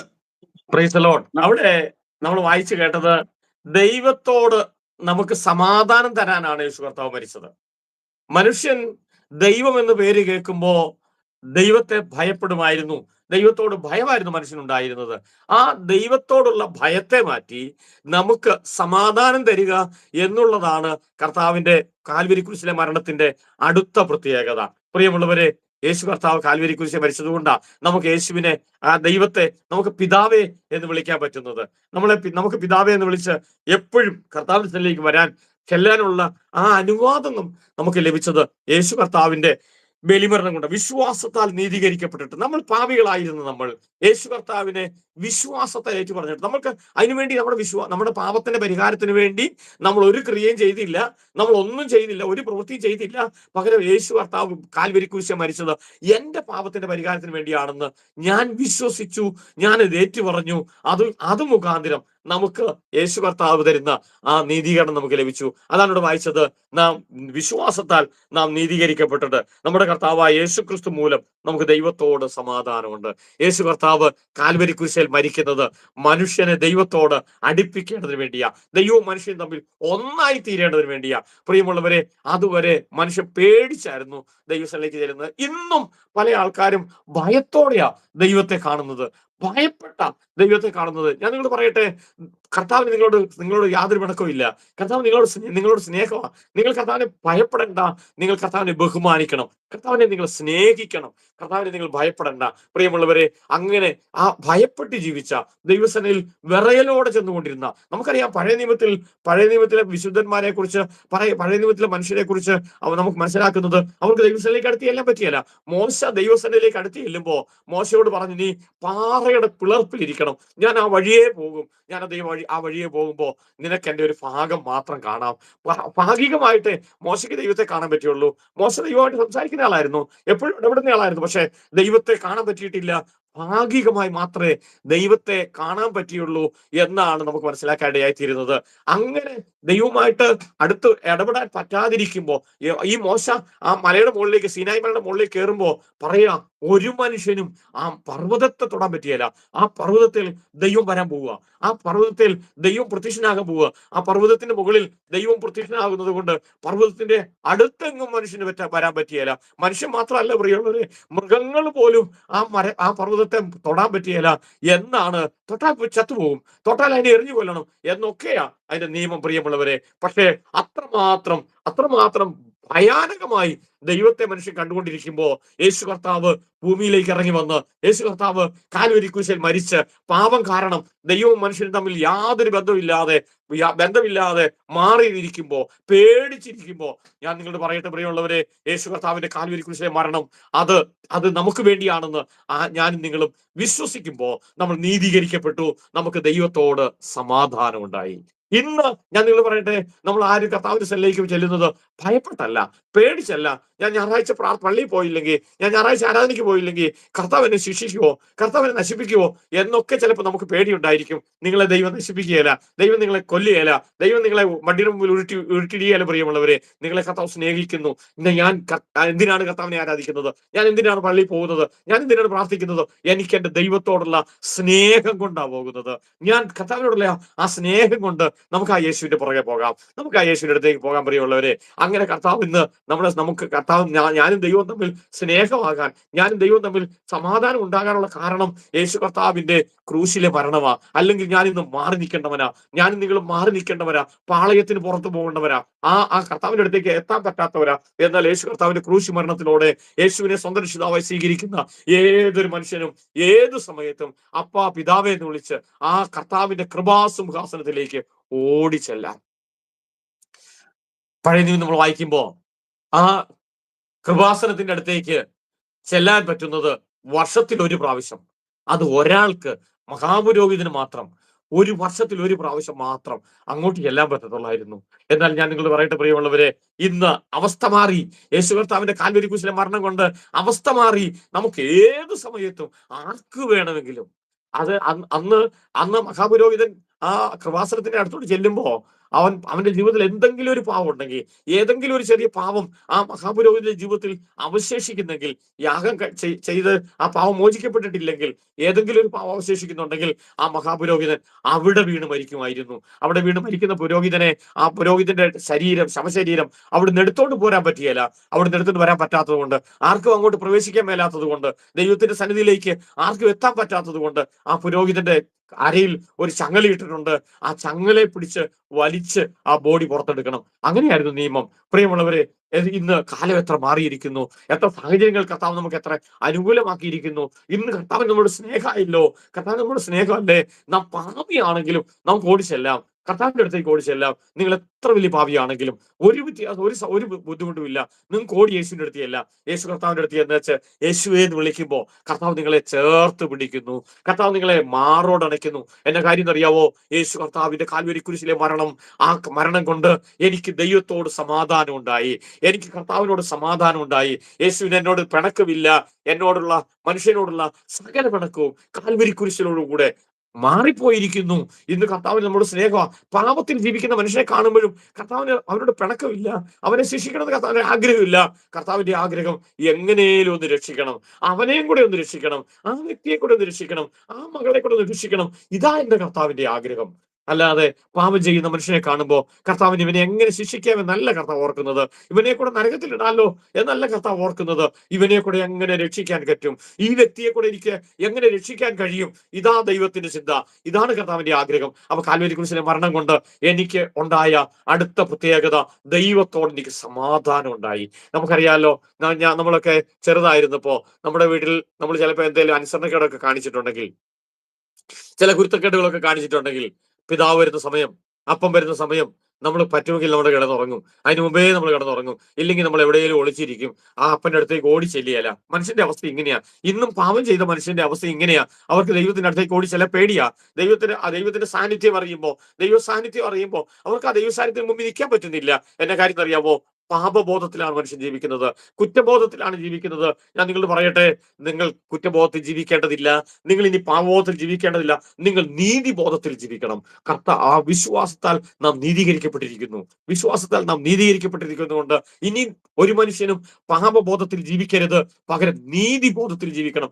എന്നെ കർത്താവ് നീതിമാനാക്കിയിരിക്കുന്നത് കൊണ്ട് ഞാനും ദൈവവും തമ്മിൽ നല്ല ബന്ധമാണ്, ഞാനും ദൈവവും തമ്മിൽ നല്ല സ്നേഹമാണ്, കർത്താവിനോട് ഭയങ്കര സ്നേഹമാണ് എന്ന് തിരിച്ചറിയാൻ, എന്ന് മനസ്സിലാക്കി ആ കർത്താവിന്റെ കൂടെ ജീവിക്കാനാ കർത്താവ് കാൽവരി കുരിശിൽ മരിച്ചത്. ഇനിയും നീ ദൈവത്തെ വിട്ട് മാറി നിൽക്കാനല്ല, ഞാൻ പാപിയാണല്ലോ എന്നോർത്ത് ദൈവത്തെ വിട്ട് മാറി നിൽക്കാനല്ല യേശു കർത്താവ് കാൽവരി കുരിശിൽ മരിച്ചത്. പകരം ആ മാറി നിന്ന് എന്നെ കൂടെ യേശു കർത്താവ് സ്വന്തമാക്കാനാ കർത്താവ് ആഗ്രഹിക്കുന്നത്. നമ്മുടെ എത്ര വലിയ പാപത്തെയും കർത്താവ് ക്ഷമിച്ച് നമ്മളെ ദൈവത്തോട് സമാധാനം ഉണ്ടാക്കുന്നു. മനുഷ്യൻ മാറി നിൽക്കുന്നതിന് കാരണം എന്നറിയാമോ? നമുക്കറിയാം, ലൂക്കോസിന്റെ സുവിശേഷത്തിൽ യേശു കർത്താവ് ഒരു കാര്യം പറഞ്ഞു. ഒരു പിതാവിന് 2 മക്കൾ ഉണ്ടായിരുന്നു. അതിൽ ഇളയ മകൻ അപ്പനോട് പറഞ്ഞു, അപ്പാ എനിക്ക് വേണ്ടതെല്ലാം, എനിക്ക് വരേണ്ടതെല്ലാം എനിക്ക് തന്നേരെ എന്ന് പറഞ്ഞ് അതെല്ലാം മേടിച്ചുകൊണ്ട് പോയി. അവൻ അതെല്ലാം നശിപ്പിച്ചു. എല്ലാം നശിപ്പിച്ച് വസ്ത്രം തീർന്നു, ആഹാരമില്ല, അവന് ജീവിക്കാൻ മാർഗമില്ല, അവൻ പാപത്തിന്റെ കുഴിയിലായി പോയി. അങ്ങനെ പാപത്തിന്റെ ചേറ്റി കിടന്ന അവൻ തിരിച്ചു വരുവാ. അവൻ തിരിച്ച് അപ്പൻ്റെ അടുത്ത് വരുമ്പോ അവൻ പറയുന്നത് ഇങ്ങനെയാണ്, എന്നെ ഒരു ദാസനെ പോലെ ആക്കണമേ എന്ന് പറഞ്ഞാ വരുന്നത്. അപ്പനെന്ന് വിളിക്കാൻ അവന് പറ്റുന്നില്ല. അപ്പനോട് പറയാ, ഞാൻ നിന്നോടും സ്വർഗത്തോടും ഞാൻ പാപം ചെയ്തിരിക്കുന്നു, അതുകൊണ്ട് എന്നെ നിന്റെ ദാസന്മാരിൽ ഒരാളെ പോലെ ആക്കണമേ എന്ന് പറയും എന്ന് തീരുമാനിച്ചാണ് ആ വീട്ടിലോട്ട് ചെന്നത്. പക്ഷെ ആ വീട്ടിലോട്ട് ചെല്ലുമ്പോ കരുണാമയനായ പിതാവ്, സ്നേഹവാനായ പിതാവ് അവൻ ദാസനാന്ന് പറയിച്ചില്ല. അതിനു മുമ്പേ പിതാവ് അവരെ കെട്ടിപ്പിടിച്ചു. അവന്റെ ആ മുഷിഞ്ഞ വസ്ത്രത്തോടു കൂടെ, അവൻ ആ മുഷിഞ്ഞ ശരീരത്തോടു കൂടെ, ചിലപ്പോൾ അവന്റെ താടിമുടിയൊക്കെ നീണ്ടിട്ടുണ്ടായിരിക്കും, ചിലപ്പോൾ അവൻ കുളിച്ചിട്ട് നാളുകളായി കാണും. പക്ഷെ ആ പിതാവ് അവനെ ചേർത്ത് പിടിച്ചിട്ട് പറയാ, ഇവൻ എന്റെ മകനാ, ഇവന് നല്ല ഡ്രസ്സ് ഇടിയിക്കണം, ഇവന് നല്ല ചെരുപ്പ് കൊടുക്കണം, ഇവന് നല്ല മോതിരം കൊടുക്കണം, ഇവനെ അണിയിച്ചൊരുക്കണം, പോരാ ഇവന് വിരുന്ന് കൊടുക്കണം. പ്രിയമുള്ളവരെ, അതാ പിതാവായ ദൈവം എന്നെ നിങ്ങളെ കാണുമ്പോൾ അങ്ങനെയാ കർത്താവ് ആഗ്രഹിക്കുന്നത്. നീ പാപത്തിലാണെങ്കിലും കർത്താവിന്റെ ആഗ്രഹം നിന്നെ ഒന്ന് ചേർത്ത് പിടിക്കണമെന്നാ, നിന്നെ കൂടെ കർത്താവിന്റെ കൂടെ നിർത്തണമെന്നാ. അങ്ങനെ ദൈവവുമായിട്ട് നമുക്ക് സമാധാനം ഉണ്ടായത് യേശു കർത്താവിന്റെ കാൽവരി കുരിശിലെ മരണം കൊണ്ടാണ് എന്ന് ഇന്ന് രാവിലെ ഞാൻ ഒരിക്കൽ കൂടെ ഓർപ്പിക്കട്ടെ. പ്രിയമുള്ളവരെ, വീണ്ടും നമുക്കൊരു വേദഭാഗം വായിക്കാം. നമുക്ക് യോഹന്നാന്റെ സുവിശേഷം 3-ാം അധ്യായം അതിന് 16-ാമത്തെ തിരുവചനം. നമുക്ക് എല്ലാവർക്കും വളരെ സുപരിചിതമായ യോഹന്നാന്റെ സുവിശേഷം 3:16 നമുക്കൊന്ന് വായിക്കാം.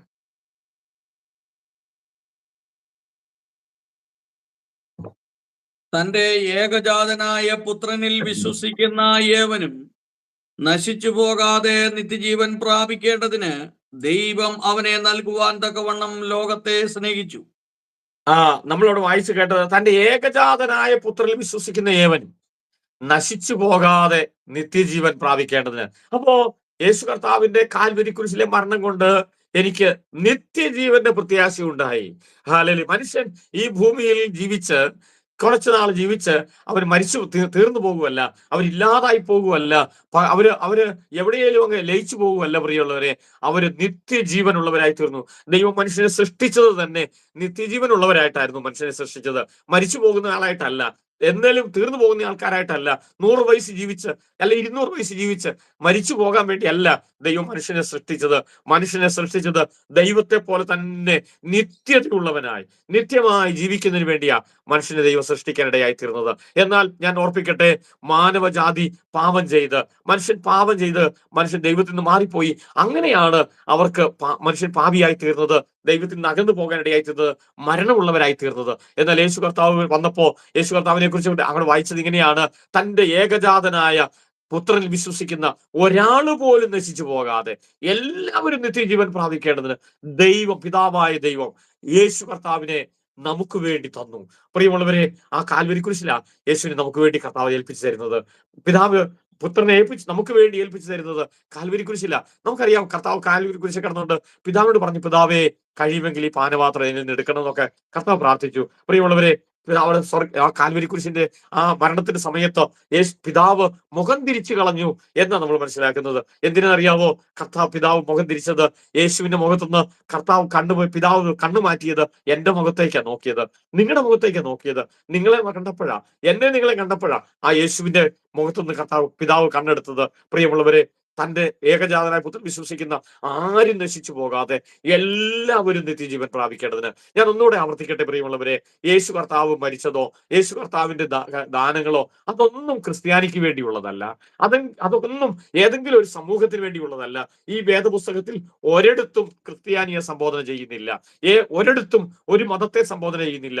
മുഴുവൻ ലോകത്തിനും വേണ്ടിയുള്ളതാ, എല്ലാം മുഴുവൻ ലോകത്തിനും വേണ്ടിയുള്ളതാ. കർത്താവിന്റെ എല്ലാ നന്മകളും, കർത്താവിന്റെ എല്ലാ അനുഗ്രഹങ്ങളും മുഴുവൻ ലോകത്തിനും വേണ്ടിയുള്ളതാ, മുഴുവൻ മാനവജാതിക്കും വേണ്ടിയുള്ളതാ. യേശു കർത്താവിന് വരുമ്പോ ദൂതന്മാർ ഇങ്ങനെ പറഞ്ഞു, സകല ജനത്തിനും ഉണ്ടാകാനുള്ള മഹാസന്തോഷം. ഞാൻ നിങ്ങളോട് പറയാം, യേശു കർത്താവിന്റെ മരണവും ജനനവും എല്ലാം അത് സകല ജനത്തിനും വേണ്ടിയുള്ളതാ, സകല മാനവജാതിക്കും വേണ്ടിയുള്ളതാ. അപ്പോ ഞാൻ നിങ്ങളോട് പറയട്ടെ, ആരാണോ യേശു വിശ്വസിക്കുന്നത് അവർക്ക് നിത്യജീവന്റെ പ്രത്യാശ അവർക്ക് ലഭിക്കുന്നു എന്നാണ് നമുക്ക് മനസ്സിലാക്കാനിടയായിത്തീരുന്നത്. ഞാൻ നിങ്ങൾ നശിച്ചു പോകുന്നില്ല, ഞാൻ നിങ്ങൾ മരണത്തോടുകൂടെ ഈ ഭൂമിയിൽ നിന്ന് തീർന്നു പോകുമല്ല, പകരം ഇനിയും നമ്മൾ ആ കർത്താവിന്റെ കൂടെ പോകും. ഇനിയും കർത്താവിന്റെ കാഹളനാദം കേൾക്കും. കർത്താവിന്റെ കാഹളനാദം കേൾക്കുമ്പോൾ നമ്മളെല്ലാവരും ഉയർത്തെഴുന്നേറ്റ്, യേശുവിനെ വിശ്വസിക്കുന്ന വിശുദ്ധന്മാർ എല്ലാവരും ഉയർത്തെഴുന്നേൽക്കും. മരിച്ച വിശുദ്ധന്മാർ ഉയർത്തെഴുന്നേൽക്കും. ജീവനോടെ ശേഷിക്കുന്നവർ രൂപാന്തരപ്പെട്ട് യേശുവിന്റെ കൂടെ, കർത്താവിന്റെ കൂടെ ഒരു നിത്യത മുഴുവൻ കർത്താവിന്റെ കൂടെ വസിക്കേണ്ടവരാണ്. നിത്യജീവന്റെ ഭാഗവാക്കുകളാക്കി കർത്താവ് നമ്മൾ മാറ്റിയിരിക്കുന്നു. അതുകൊണ്ട് യേശുവിന്റെ കർത്താവിന്റെ ക്രൂശ് മരണം നമുക്ക് നഷ്ടമല്ല തന്നത്, നമുക്ക് ലാഭമാണ് തന്നത്. നമ്മുടെ കർത്താവ് നമുക്ക് വേണ്ടി ആ നിത്യജീവൻ നമുക്കുള്ളതായി തീർന്നു. നമുക്ക് നഷ്ടപ്പെട്ടു പോയ നിത്യജീവൻ യേശു കർത്താവിന്റെ ആ കാൽവരി കുരിശിലെ മരണം കൊണ്ട് നമുക്ക് നിത്യജീവന്റെ അവകാശികളാക്കി കർത്താവ് എന്നെ നിങ്ങളെ മാറ്റിയിരിക്കുന്നു. അതുകൊണ്ട് ഞാനും നിങ്ങളും ഇന്ന് നിത്യജീവന്റെ ഭാഗമാണ്. ആരാണോ യേശുവിനെ വിശ്വസിക്കുന്നത്, ആരാണോ യേശു എന്റെ കർത്താവാണെന്ന് പറയുന്നത്, അവരെ എല്ലാവർക്കും ഈ നിത്യജീവൻ അനുഭവിക്കാം. അവർക്ക് ആ നിത്യജീവന്റെ ഭാഗമായി തീരാം. യേശുവിന്റെ കൂടെയുള്ള ആ നിത്യജീവൻ, സ്വർഗത്തിലെ വാസം, അത് സന്തോഷത്തിന്റെയും ജയത്തിന്റെയും ഉല്ലാസത്തിന്റെയും വാസം. പ്രിയമുള്ളവരെ, ഇന്ന് ചിലപ്പോൾ നിങ്ങൾ ഭൂമിയിൽ കഷ്ടതയിലും വേദനയിലും ദുഃഖത്തിലും ഒക്കെ ആയിരിക്കും. ഞാൻ നിങ്ങൾ പറയട്ടെ, അതെല്ലാം മാറും. അതൊക്കെ കുറച്ച് നാളത്തേക്കേ ഉള്ളൂ, അത് കുറച്ച് നാളത്തേക്കേ ഉള്ളൂ. നിങ്ങളുടെ ഈ ഭൂമിയിലെ വാസം കുറച്ച് ദിവസങ്ങളിലേക്കുള്ളൂ. എന്നാൽ അത് കഴിയുമ്പോൾ നമുക്കൊരു നിത്യതയുണ്ട്. നമ്മൾ നിത്യതയുടെ ഭാഗമാണ്. നമ്മളെ നിത്യതയുടെ ഭാഗമാക്കാൻ വേണ്ടിയാ യേശു കർത്താവ് കാൽവരി കുരിശിൽ മരിച്ചത്. ആ യേശു കർത്താവിന്റെ ക്രൂശ് മരണത്തിൽ വിശ്വസിക്കുന്ന ഏതൊരു വ്യക്തിക്കും, അതെനിക്ക് വേണ്ടിയാണെന്ന് വിശ്വസിക്കുന്ന ഏതൊരു വ്യക്തിക്കും ഈ നിത്യജീവൻ അവകാശമാക്കാം. ആ നിത്യജീവൻ നമ്മൾ സ്വന്തമാക്കി മാറ്റാനിടയായി തീരും. നമുക്ക് വീണ്ടും ഒരു വാക്യം നമുക്ക് വായിക്കാം. എഫേസ്യ ലേഖനം 2-ാം അധ്യായം അതിന്റെ 8-ാമത്തെ തിരുവചനം. എഫെസോസുകാർക്ക് എഴുതിയ 1-ാമത്തെ ലേഖനം 2-ാം അധ്യായം അതിന്റെ 8-ാം വാക്യം. എഫേസ്യ ലേഖനം 2-ാം അധ്യായം 8-ാം വാക്യം നമുക്ക് കേൾക്കാം. കൃപയാലല്ലോ നിങ്ങൾ വിശ്വാസം മൂലം രക്ഷിക്കപ്പെട്ടിരിക്കുന്നത്. കൃപയാലല്ലോ നിങ്ങൾ വിശ്വാസം മൂലം രക്ഷിക്കപ്പെട്ടിരിക്കുന്നത്. അതിന് നിങ്ങൾ കാരണമല്ല, ദൈവത്തിന്റെ ദാനം എത്രയാകുന്നു, ദൈവത്തിന്റെ ദാനം എത്രയാകുന്നു. പ്രിയമുള്ളവരെ, നമ്മൾ രക്ഷിക്കപ്പെടാൻ വേണ്ടി നമ്മൾ ഒന്നും ചെയ്തില്ല. വെറുതെ ഫ്രീ ആയി ഈ രക്ഷ നമ്മുടെ സ്വന്തമായി തീർന്നു. നമ്മുടെ രക്ഷ സ്വന്തമായി തീർന്നത് നമുക്ക് വില കൊടുത്തല്ല നമ്മൾ രക്ഷ സ്വന്തമാക്കിയത്, സൗജന്യമായിട്ട്. ഇത്ര വലിയ രക്ഷ എന്നാ അപ്പോസ്തലൻ പൗലോസ് പറയുന്നത്. പ്രിയമുള്ളവരെ, അപ്പൊ ഈ രക്ഷ ചെറുതല്ല, രക്ഷ വലുതാണ്. ഇത്ര വലിയ രക്ഷ നമുക്ക് സൗജന്യമായി ലഭിച്ചത് അതിന്റെ വില യേശു കർത്താവ് മുടക്കിയത് കൊണ്ടാണ്. യേശു കർത്താവ് കാൽവരി കുരിശിൽ നമുക്ക് വേണ്ടി വില കൊടുത്തു. നമ്മുടെ രക്ഷയ്ക്ക് വേണ്ടി കർത്താവ് വില കൊടുത്തു. പ്രിയമുള്ളവരെ, നമ്മൾ രോഗിയായി തീർന്നാൽ ചിലപ്പോൾ മരിച്ചു പോകാം. ആ രോഗം നമ്മളെ ഈ ഭൂമിയിൽ നിന്ന്, അല്ലെങ്കിൽ ഈ നമ്മുടെ ശരീരത്തിന് ഒരു മരണം മാത്രമേ രോഗത്തിന് നമ്മളെ തരാൻ പറ്റുള്ളൂ. അതിനപ്പുറത്തേക്ക് നമ്മളെ ഒന്നും ചെയ്യാൻ പറ്റുകയില്ല. പക്ഷേ നമ്മുടെ നിത്യരക്ഷ, ആ നിത്യരക്ഷയ്ക്ക് വേണ്ടി യേശു കർത്താവ് വില കൊടുത്തു. പ്രിയമുള്ളവരെ, നമ്മുടെ സൗഖ്യത്തെക്കാൾ വില യേശുവിന്റെ രക്ഷയ്ക്കാ. യേശുവിനെ രക്ഷിച്ചതിനാണ് നമ്മൾ യേശു കർത്താവ് വില കൊടുത്തത്.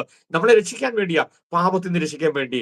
ആ പാപത്തിൽ കടന്ന് നമ്മളെ യേശുവിന്റെ മക്കളാക്കി മാറ്റേണ്ടതിന് വേണ്ടി, ദൈവത്തിന്റെ മക്കളാക്കി മാറ്റേണ്ടതിന് വേണ്ടി, നമ്മളെ രക്ഷയിലേക്ക് നയിക്കേണ്ടതിന് വേണ്ടി യേശു കർത്താവ് വില കൊടുത്തു. അങ്ങനെ നമ്മളിവിടെ വായിച്ചു കേട്ടല്ലോ, കൃപയാലാണ് ഞാനും നിങ്ങളും രക്ഷിക്കപ്പെടാനിടയായി തീർന്നത്. എന്തുകൊണ്ട് ഇത് കൃപയാലാക്കി മാറ്റി? എന്തുകൊണ്ടാണ് ഇത് സൗജന്യമാക്കി മാറ്റിയതെന്നറിയാവോ? വിലയില്ലാത്തത് കൊണ്ടല്ല പ്രിയമുള്ളവരെ, അതിന് വില കൊടുക്കാൻ നമുക്ക് പറ്റിയല്ലാത്തത് കൊണ്ടാ. ഈ ഭൂമിയിൽ ഒരു മനുഷ്യന് പോലും, ഏതെങ്കിലും ഒരു മനുഷ്യന് പോലും, ഏറ്റവും വലിയ ധനവാന് പോലും ഈ കൃപയുടെ വില അടച്ചു തീർക്കാൻ ഒക്കെയല്ല. അത്രമാത്രം വിലപിടിപ്പുള്ളതാണ് ഈ കൃപ. അതുകൊണ്ട് ആ കൃപ കർത്താവ് നമുക്ക് സൗജന്യമാക്കി തന്നു, കൃപയാലാക്കി തന്നു പ്രിയമുള്ളവരെ. അതുകൊണ്ട് നമുക്ക് ധൈര്യത്തോടെ കർത്താവിന്റെ അടുത്തോട്ട് ചെല്ലാം. ഞാൻ പറയട്ടെ, രക്ഷിക്കപ്പെട്ട ഒരാൾക്കും അതിന് വില മുടക്കിയിട്ടൊന്നുമില്ല. ആരും വിലയൊന്നും മുടക്കിയിട്ടില്ല. വില മുടക്കിയത് ഒരാൾ മാത്രം, അത് യേശു കർത്താവ് മാത്രമാണ്. യേശു കർത്താവ് മാത്രമേ വില കൊടുത്തുള്ളൂ. അങ്ങനെയാണെങ്കിൽ ഞാൻ നിങ്ങൾ പറയാൻ, രക്ഷിക്കപ്പെട്ട ഏതൊരു വ്യക്തിയും ഒരുപോലെ തന്നെയാണ് ദൈവസേനയിൽ. എല്ലാവരും സൗജന്യം മേടിച്ചവരാ. ആരും വില കൊടുത്ത് മേടിച്ചിട്ടില്ല. രക്ഷിക്കപ്പെട്ട ആരും വില കൊടുത്തിട്ടല്ല മേടിച്ചത്. ഞാൻ എന്തോരം പ്രാർത്ഥിച്ചിട്ടാണെന്നറിയാവോ, ഞാൻ എന്തോരം കഷ്ടപ്പെട്ടിട്ടാണെന്നറിയാവോ എന്ന് പറയാൻ ഒരാളും അനുവാദമില്ല. എല്ലാവർക്കും ഇത് സൗജന്യമാണ്. നമുക്കറിയാം, കൊറോണയുടെ സമയത്ത് നമ്മുടെ ഗവൺമെന്റ് എല്ലാ മനുഷ്യർക്കും സൗജന്യ റേഷൻ വിതരണം ചെയ്തു. അത് എത്ര കോടീശ്വരനും അത് അവിടെ പോയി സൗജന്യമായിട്ട് വാങ്ങിക്കാം. ഏത് ദരിദ്രനും അവിടെ പോയി സൗജന്യമായിട്ട് മേടിക്കാം. ഇന്ത്യ ഗവൺമെന്റ് സകല മനുഷ്യരെയും, ഇന്ത്യയിലെ എല്ലാ മനുഷ്യരെയും ഒരേ ലെവലിലാക്കി തീർത്തു. എല്ലാവർക്കും ഒരേ ലൈനിൽ നിൽക്കാവുന്നത് പോലെ സൗജന്യ റേഷൻ എല്ലാവർക്കും കൊടുത്തു. പ്രിയമുള്ളവരെ, അത് സൗജന്യമായതല്ല, അതിന് ഗവൺമെന്റ് വില കൊടുത്തിട്ടാണ് നമുക്ക് സൗജന്യമാക്കി തന്നത്. പ്രിയമുള്ളവരെ, എന്ന് പറഞ്ഞ പോലെ യേശു കർത്താവിന്റെ കാൽവരി കുരിശിലെ മരണം, അത് കർത്താവ് നമുക്ക് വേണ്ടി വില കൊടുത്തു. നമ്മുടെ രക്ഷയ്ക്ക് നമുക്ക് വില കൊടുക്കാൻ ആകത്തില്ലായിരുന്നു. ഒരു മനുഷ്യനും വില കൊടുക്കാൻ ആകത്തില്ലായിരുന്നു. അത് കാരണം അത്ര വിലപിടിപ്പുള്ള ആ രക്ഷ ഒരു മനുഷ്യനെ കൊണ്ടും വാങ്ങിക്കാൻ പറ്റാത്തത് കൊണ്ട്, വില കൊടുത്ത് വാങ്ങിക്കാൻ പറ്റാത്തത് കൊണ്ട്, അതിനുവേണ്ടി നമ്മുടെ നീതി പ്രവൃത്തികളോ, അതിനുവേണ്ടി നമ്മുടെ യാഗാദി കർമ്മങ്ങളോ, അതിനുവേണ്ടി നമ്മുടെ വിശുദ്ധ ജീവിതം ഒന്നും മതിയാകുന്നില്ലായിരുന്നു. അത് മതിയാകുന്നില്ലാതെ വന്നപ്പോ എന്റെ കർത്താവ് നമുക്ക് വേണ്ടി അത് സൗജന്യമാക്കി. ആ വില മുഴുവൻ കർത്താവ് കൊടുത്തു തീർത്തു. സൗജന്യമായി നമുക്ക് തരുമ്പോ കർത്താവ് വില കൊടുത്തിട്ടാ. ഞാൻ നേരത്തെ ഓർപ്പിച്ചല്ലോ, സൗജന്യ റേഷൻ ഗവൺമെന്റ് നമുക്ക് തരുന്നത്, ഗവൺമെന്റ് അതിന് വില കൊടുത്തിട്ടാ, സർക്കാർ വില കൊടുത്തിട്ടാ നമുക്ക് സൗജന്യമായി തരുന്നത്. യേശു വില കൊടുത്തിട്ടാണ് നമുക്കത് സൗജന്യമായത്. നമ്മൾ വില കൊടുക്കാത്തത് കൊണ്ട് ഇത് വിലയില്ലാത്തതല്ല, അതിന് വിലയുള്ളതാണ്, വില മതിക്കാൻ കഴിയാത്തതാണ്. അത്രമാത്രം വിലയേറിയ രക്ഷ, ഇത്ര വലിയ രക്ഷ നമുക്ക് കർത്താവ് സൗജന്യമായി തന്നു. ഇന്ന് ആ സൗജന്യം അനുഭവിക്കുന്ന ഏതൊരു വ്യക്തിക്കും ഞാൻ നിങ്ങൾ പറയാം, നിങ്ങൾക്ക് സൗജന്യം അനുഭവിക്കാം. ആ സൗജന്യം അനുഭവിക്കുന്നതിന് ബുദ്ധിമുട്ടൊന്നുമില്ല. നിങ്ങൾ ആരും ബുദ്ധിമുട്ടൊന്നും വേണ്ട. ഞാൻ ഓർക്കുന്നുണ്ട്, കൊറോണ സമയത്ത് റേഷൻ കടയിൽ പോകുമ്പോ ചില പ്രിയപ്പെട്ടവരൊക്കെ റേഷൻ കട വന്നിച്ച് പറയായിരുന്നു, കോഴിക്ക് കൊടുക്കാനാ, അല്ലെങ്കിൽ വീട്ടിൽ ഏതെങ്കിലും മൃഗമുണ്ട് അതിന് കൊടുക്കാനാ എന്നൊക്കെ പറയായിരുന്നു. അതിനല്ലെന്ന് നമുക്ക് എല്ലാവർക്കും അറിയാം. പക്ഷെ അതിന് വേണ്ടി കൊടുക്കാനാന്ന് പറഞ്ഞിട്ട് പോവായിരുന്നു. എന്താന്ന് വെച്ചാൽ അവരിതുവരെ വാങ്ങിച്ചിട്ടില്ല, ഇതുവരെ റേഷൻ കടയിൽ പോയി നിന്നിട്ടില്ല. ഇപ്പൊ ആദ്യമായിട്ട് പോവാ. അപ്പൊ അത് ആദ്യമായിട്ട് പോകുന്നതുകൊണ്ട് അവർക്ക് ചില വിഷമമുണ്ട്. ഞാൻ നിങ്ങളോട് പറയാം, യേശു കർത്താവിന്റെ അടുത്ത് സൗജന്യം വാങ്ങിക്കാൻ വരുമ്പോ, യേശുവിന്റെ സൗജന്യം വാങ്ങിക്കാൻ വരുമ്പോ നിങ്ങൾ ഒന്നും ഭാരപ്പെടണ്ട. മാത്രമല്ല, നിങ്ങൾ സൗജന്യം മേടിച്ചത് ആരും അറിയുന്നില്ല. കർത്താവിന്റെ അടുത്തോട്ട് വരുമ്പോൾ കർത്താവ് നിങ്ങളെ ചേർത്ത് പിടിക്കും. കർത്താവ് 4 പേരുടെ മുമ്പിൽ പറയല്ല, നിങ്ങൾക്ക് സൗജന്യം തന്നാ, നിങ്ങളെ സൗജന്യമായിട്ട് രക്ഷിച്ചതാ, നിങ്ങൾ സൗജന്യം അനുഭവിക്കുന്നവരാണ്.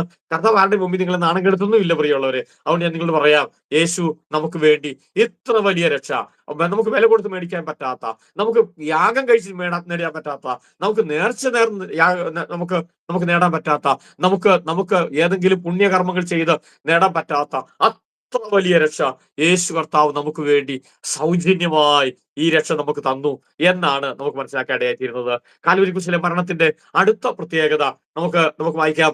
റോമാലേഖനം 6-ാം അധ്യായം അതിന്റെ 6-ാമത്തെ തിരുവചനം. റോമാലേഖനം 6-ാം അധ്യായം അതിന്റെ 6-ാമത്തെ തിരുവചനം നമുക്കൊന്ന് വായിക്കാം. നാം ഇനി പാപത്തിന് അടിമപ്പെടാതെ വണ്ണം പാപശരീരത്തിന് നീക്കം വരേണ്ടതിന് നമ്മുടെ പഴയ മനുഷ്യൻ അവനോടുകൂടെ ക്രൂശിക്കപ്പെട്ടു എന്ന് നാം അറിയുന്നു. അവിടെ നമ്മൾ വായിക്കുന്നത്, നമ്മുടെ പാപത്തിന്റെ ശക്തിയിൽ നിന്ന് കർത്താവ് നമ്മളെ രക്ഷിച്ചു. പാപത്തിനൊരു ശക്തിയുണ്ട്, പാപത്തിനൊരു പിടുത്തമുണ്ട് മനുഷ്യനെ. ആ പാപത്തിന്റെ പിടിയിൽ നിന്ന് രക്ഷപ്പെടാൻ നമുക്കെല്ലാം ആഗ്രഹിക്കും. ഒരു മനുഷ്യനും മനഃപൂർവ്വം അത് പാപം ചെയ്യണമെന്ന് തീരുമാനിച്ച് പാപം ചെയ്യുന്നില്ല.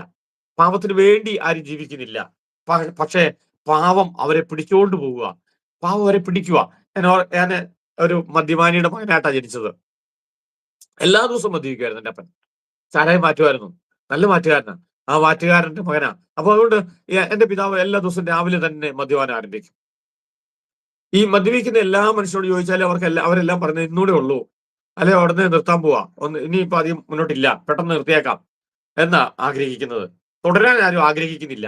തുടരാൻ ആഗ്രഹിക്കാതിരുന്നിട്ടും അവര് പിന്നെയും മദ്യപാനത്തിലേക്ക് പോവുക. എന്റെ കാര്യം അറിയാവോ, രാവിലെ വീട്ടിൽ നിന്ന് ചിലപ്പോ പ്രതിജ്ഞ ചെയ്തിട്ടായിരിക്കും പോരുന്നത്. ചിലപ്പോ മക്കളൊക്കെ തലയെ കൈവച്ച് ഇനി മേലെ ഞാൻ കുടിക്കുകയെന്നൊക്കെ പറഞ്ഞിട്ടായിരിക്കും വരുന്നത്. ഭാര്യയോട് ചിലപ്പോ തീർച്ചയായിട്ടും ഇനി കുടിക്കുകയില്ല, ഇനി ഒരിക്കലും കുടിക്കുകയില്ല എന്നൊക്കെ പറഞ്ഞിട്ടായിരിക്കും വരുന്നത്. പക്ഷേ വൈകുന്നേരം വരുമ്പോഴത്തേക്കും വീണ്ടും കുടിച്ചിട്ടാ വരുന്നത്. എന്റെ കാര്യം അറിയാവോ, പാപത്തിനൊരു ശക്തിയുണ്ട്. പാപം പിടിച്ചു വലിക്കുന്ന ഒരു ശക്തിയുണ്ട്. ആ പാപത്തിന്റെ പിടുത്തത്തിൽ നിന്ന് ഏത് പാപം ചെയ്യുന്ന മനുഷ്യനും അവന്റെ ആഗ്രഹം പാപത്തിന് രക്ഷപ്പെടണം എന്നാ. മോഷ്ടിക്കാൻ പോകുന്ന കള്ളൻ ഒരിക്കലും അവന്റെ ജീവിതകാലം മുഴുവൻ കള്ളനായിട്ട് ജീവിക്കണമെന്നോ, ജീവിതകാലം മുഴുവൻ ഞാൻ മോഷ്ടിച്ച് ജീവിക്കുന്നൊന്നും തീരുമാനം എടുത്തിട്ടല്ല. സാഹചര്യം കൊണ്ട് ചിലപ്പോ അവൻ കള്ളനായി പോകുന്നതാകാം. അവൻ സാഹചര്യങ്ങൾ കൊണ്ട് അവന് അല്ലെങ്കിൽ അവസരങ്ങൾ അവനെ അതിലേക്ക് പ്രലോഭിപ്പിക്കുമ്പോൾ അവൻ ഒരു മോഷ്ടാവായി മാറുന്നതാകാം. പ്രിയമുള്ളവർ, ഞാൻ നിങ്ങളോട് പറയട്ടെ, പാപത്തിനൊരു ശക്തിയുണ്ട്, പാപത്തിനൊരു പിടിക്കപ്പെടുത്തമുണ്ട്. പാപം മനുഷ്യനെ പിടിച്ചു വെക്കുന്നുണ്ട്. ആ പാപത്തിന്റെ ശക്തിയിൽ നിന്ന് കർത്താവായ യേശുവിൽ വിശ്വസിക്കുന്നതിലൂടെ, യേശു കർത്താവിൽ വിശ്വസിക്കുമ്പോൾ ആ പാപത്തിന്റെ ശക്തിയിൽ നിന്ന് നമ്മൾ രക്ഷപ്പെടുന്നു. പാപത്തിന്റെ പിടിയിൽ നിന്ന് നമ്മളെ വിടുവിക്കാനാണ് യേശു കർത്താവ്. പാപത്തെ പരാജയപ്പെടുത്തിയത് യേശു കർത്താവ് കാൽവരി കുരിശില. യേശു കർത്താവിന്റെ കാൽവരി കുരിശിലെ മരണം കൊണ്ട് പാപത്തിന്റെ പിടിയിൽ നിന്ന് മനുഷ്യൻ രക്ഷപ്പെട്ടു. ഇനി ആ പാപത്തിന് നിന്റെ മേൽ ഒരു അധികാരമില്ല. എന്റെ കാര്യം അറിയാവോ, നീ കർത്താവിന്റെ വകയാ. നീ കർത്താവിന്റെ വകയായതുകൊണ്ട് ഇനി നിന്റെ മേൽ ഒരു അവകാശവും പറയാൻ പാപത്തിന് പറ്റിയല്ല. പാപത്തിന്റെ ശക്തി ആ കാൽവരി കുരിശിലെ മരണത്തോടുകൂടെ ക്ഷയിച്ചു. അത് ആര് വിശ്വസിക്കുന്നുണ്ടോ, അത് ആരേറ്റു പറയുന്നുണ്ടോ, യേശു എന്റെ പാപത്തിന്റെ പരിഹാരത്തിന് വേണ്ടിയാണ് മരിച്ചതെന്ന് ആരേറ്റു പറയുന്നുണ്ടോ, ആ സമയം പാപത്തിന്റെ ശക്തി നമ്മളെ വിട്ടുപോകും. ഈ ഒന്നുകൂടെ പറഞ്ഞാൽ, രക്ഷിക്കപ്പെട്ട ഒരു വ്യക്തിയെ സംബന്ധിച്ചിടത്തോളം, യേശുവിനെ സ്വന്തം രക്ഷിതാവായി സ്വീകരിച്ച ഒരു വ്യക്തിയെ സംബന്ധിച്ചിടത്തോളം, പാപം ചെയ്യാതിരിക്കാനല്ല പ്രയാസം, പാപം ചെയ്യാനാണ് ബുദ്ധിമുട്ട്. കാരണം അവർക്ക് പാപം ചെയ്യാനാണ് പ്രയാസം. അവർക്ക് പാപം ചെയ്യാൻ പറ്റത്തില്ല. അവർ പാപം ചെയ്യാൻ പറ്റുന്നില്ല. കാര്യം അവർ ആ പാപത്തിന്റെ ശക്തിയിൽ നിന്ന്, പിടിയിൽ നിന്ന് രക്ഷപ്പെട്ടവരാ. അതുകൊണ്ട് ഞാൻ നിങ്ങളോട് പറയട്ടെ, നിങ്ങൾ പാപം ചെയ്യാതിരിക്കാൻ വേണ്ടി നിങ്ങൾ മസിൽ പിടിക്കൊന്നും വേണ്ട. പകരം നിങ്ങൾ യേശു കർത്താവിനെ രക്ഷിതാവായി സ്വീകരിച്ചാൽ മതി. യേശുവിനെ കർത്താവായി സ്വീകരിക്കുമ്പോൾ, യേശു കർത്താവിന്റെ കാൽവരി കുരിശിലെ മരണം എനിക്ക് വേണ്ടിയാണെന്ന്, കർത്താവ് മരിച്ചത് എനിക്ക് വേണ്ടിയാണെന്ന് ഞാനും നിങ്ങൾ ഏറ്റു പറയുമ്പോൾ, നമ്മുടെ പാപത്തിന്റെ പിടിയിൽ നിന്ന് നമ്മൾ സ്വതന്ത്രരായിരിക്കുന്നു. നമ്മളെ ഇനി പാപത്തിന് വലിച്ചുകൊണ്ട് പോകാൻ പറ്റിയല്ല. പാപത്തിന് നമ്മളെ ഇനി വലിച്ചുകൊണ്ട് പോകാൻ ഒക്കെയല്ല. യേശുവിനെ സ്വന്തം സ്വീകരിക്കാത്തത് വരെ, എന്നൊക്കെ യേശുവിനെ സ്വന്തം സ്വീകരിക്കാതിരിക്കുന്നു, എത്ര നാൾ അങ്ങനെ ജീവിക്കുന്നു, അത്രയും നാളും പാപം നിങ്ങളെ ഓരോ ദിവസവും പിടിച്ചുകൊണ്ട് പോകും. നിങ്ങൾക്ക് പാപം ചെയ്യാൻ അവിടെ ഒരു അവസരമുണ്ട്, നിങ്ങൾക്ക് ഇവിടെ ഇങ്ങനെ ഒരു അവസരമുണ്ട്, ഇന്ന് അങ്ങനെ ആകാം എന്ന് നിങ്ങളെ പാപം പിടിച്ചുകൊണ്ട് പോകും. എന്നാൽ യേശുവിനെ കർത്താവായി സ്വീകരിക്കുമ്പോൾ പാപത്തിന് നിങ്ങളുടെ മേൽ ശക്തിയില്ല, പാപത്തിന് നിങ്ങളുടെ മേൽ ഒരു അധികാരമില്ല. നിങ്ങൾ ആ പാപത്തിന്റെ പിടിയിൽ നിന്ന് നിങ്ങൾ രക്ഷപ്പെട്ടിരിക്കുന്നു. അതുകൊണ്ടാണ് ഞാൻ പറഞ്ഞത്, രക്ഷിക്കപ്പെട്ട ആൾക്ക് പാപം ചെയ്യാതിരിക്കാനല്ല പ്രയാസം, പാപം ചെയ്യാതിരിക്കാനല്ല, പാപം ചെയ്യാനാണ് പ്രയാസം. കാര്യം പാപത്തിന്റെ ശക്തി നമ്മുടെ മേൽ വസിക്കുന്നില്ല എന്നുള്ളതാണ്. പാപത്തിന്റെ ശക്തിയിൽ നിന്ന് യേശു കർത്താവിന്റെ കാൽവരി കുരിശിലെ മരണം നമ്മളെ വിടുവിച്ചിരിക്കുന്നു എന്നാണ് മനസ്സിലാക്കാൻ പറ്റുന്നത്. അതിന്റെ 5-ാം അധ്യായത്തിന്റെ 8-ാം വാക്യം, റോമലേഖനം 5-ാം അധ്യായത്തിന്റെ 8-ാമത്തെ തിരുവചനത്തിൽ നമ്മൾ ഇങ്ങനെ വായിക്കുന്നു. ഒന്ന് വായിക്കാമോ? റോമലേഖനം 5-ാം അധ്യായം 8-ാം വാക്യം. ക്രിസ്തുവോ നാം പാപികളായിരിക്കുമ്പോൾ തന്നെ നമുക്ക് വേണ്ടി മരിക്കയാൽ ദൈവം തനിക്ക് നമ്മോടുള്ള സ്നേഹത്തെ പ്രദർശിപ്പിക്കുന്നു. നാം പാപികളായിരിക്കുമ്പോൾ തന്നെ കർത്താവ് നമുക്ക് വേണ്ടി മരിക്കയാൽ നമ്മളോടുള്ള ദൈവത്തിന്റെ സ്നേഹം വെളിപ്പെടുത്തിയിരിക്കുന്നു. അപ്പൊ ദൈവ സ്നേഹത്തിന്റെ തെളിവാണ് കാൽവരി കുരിശ്.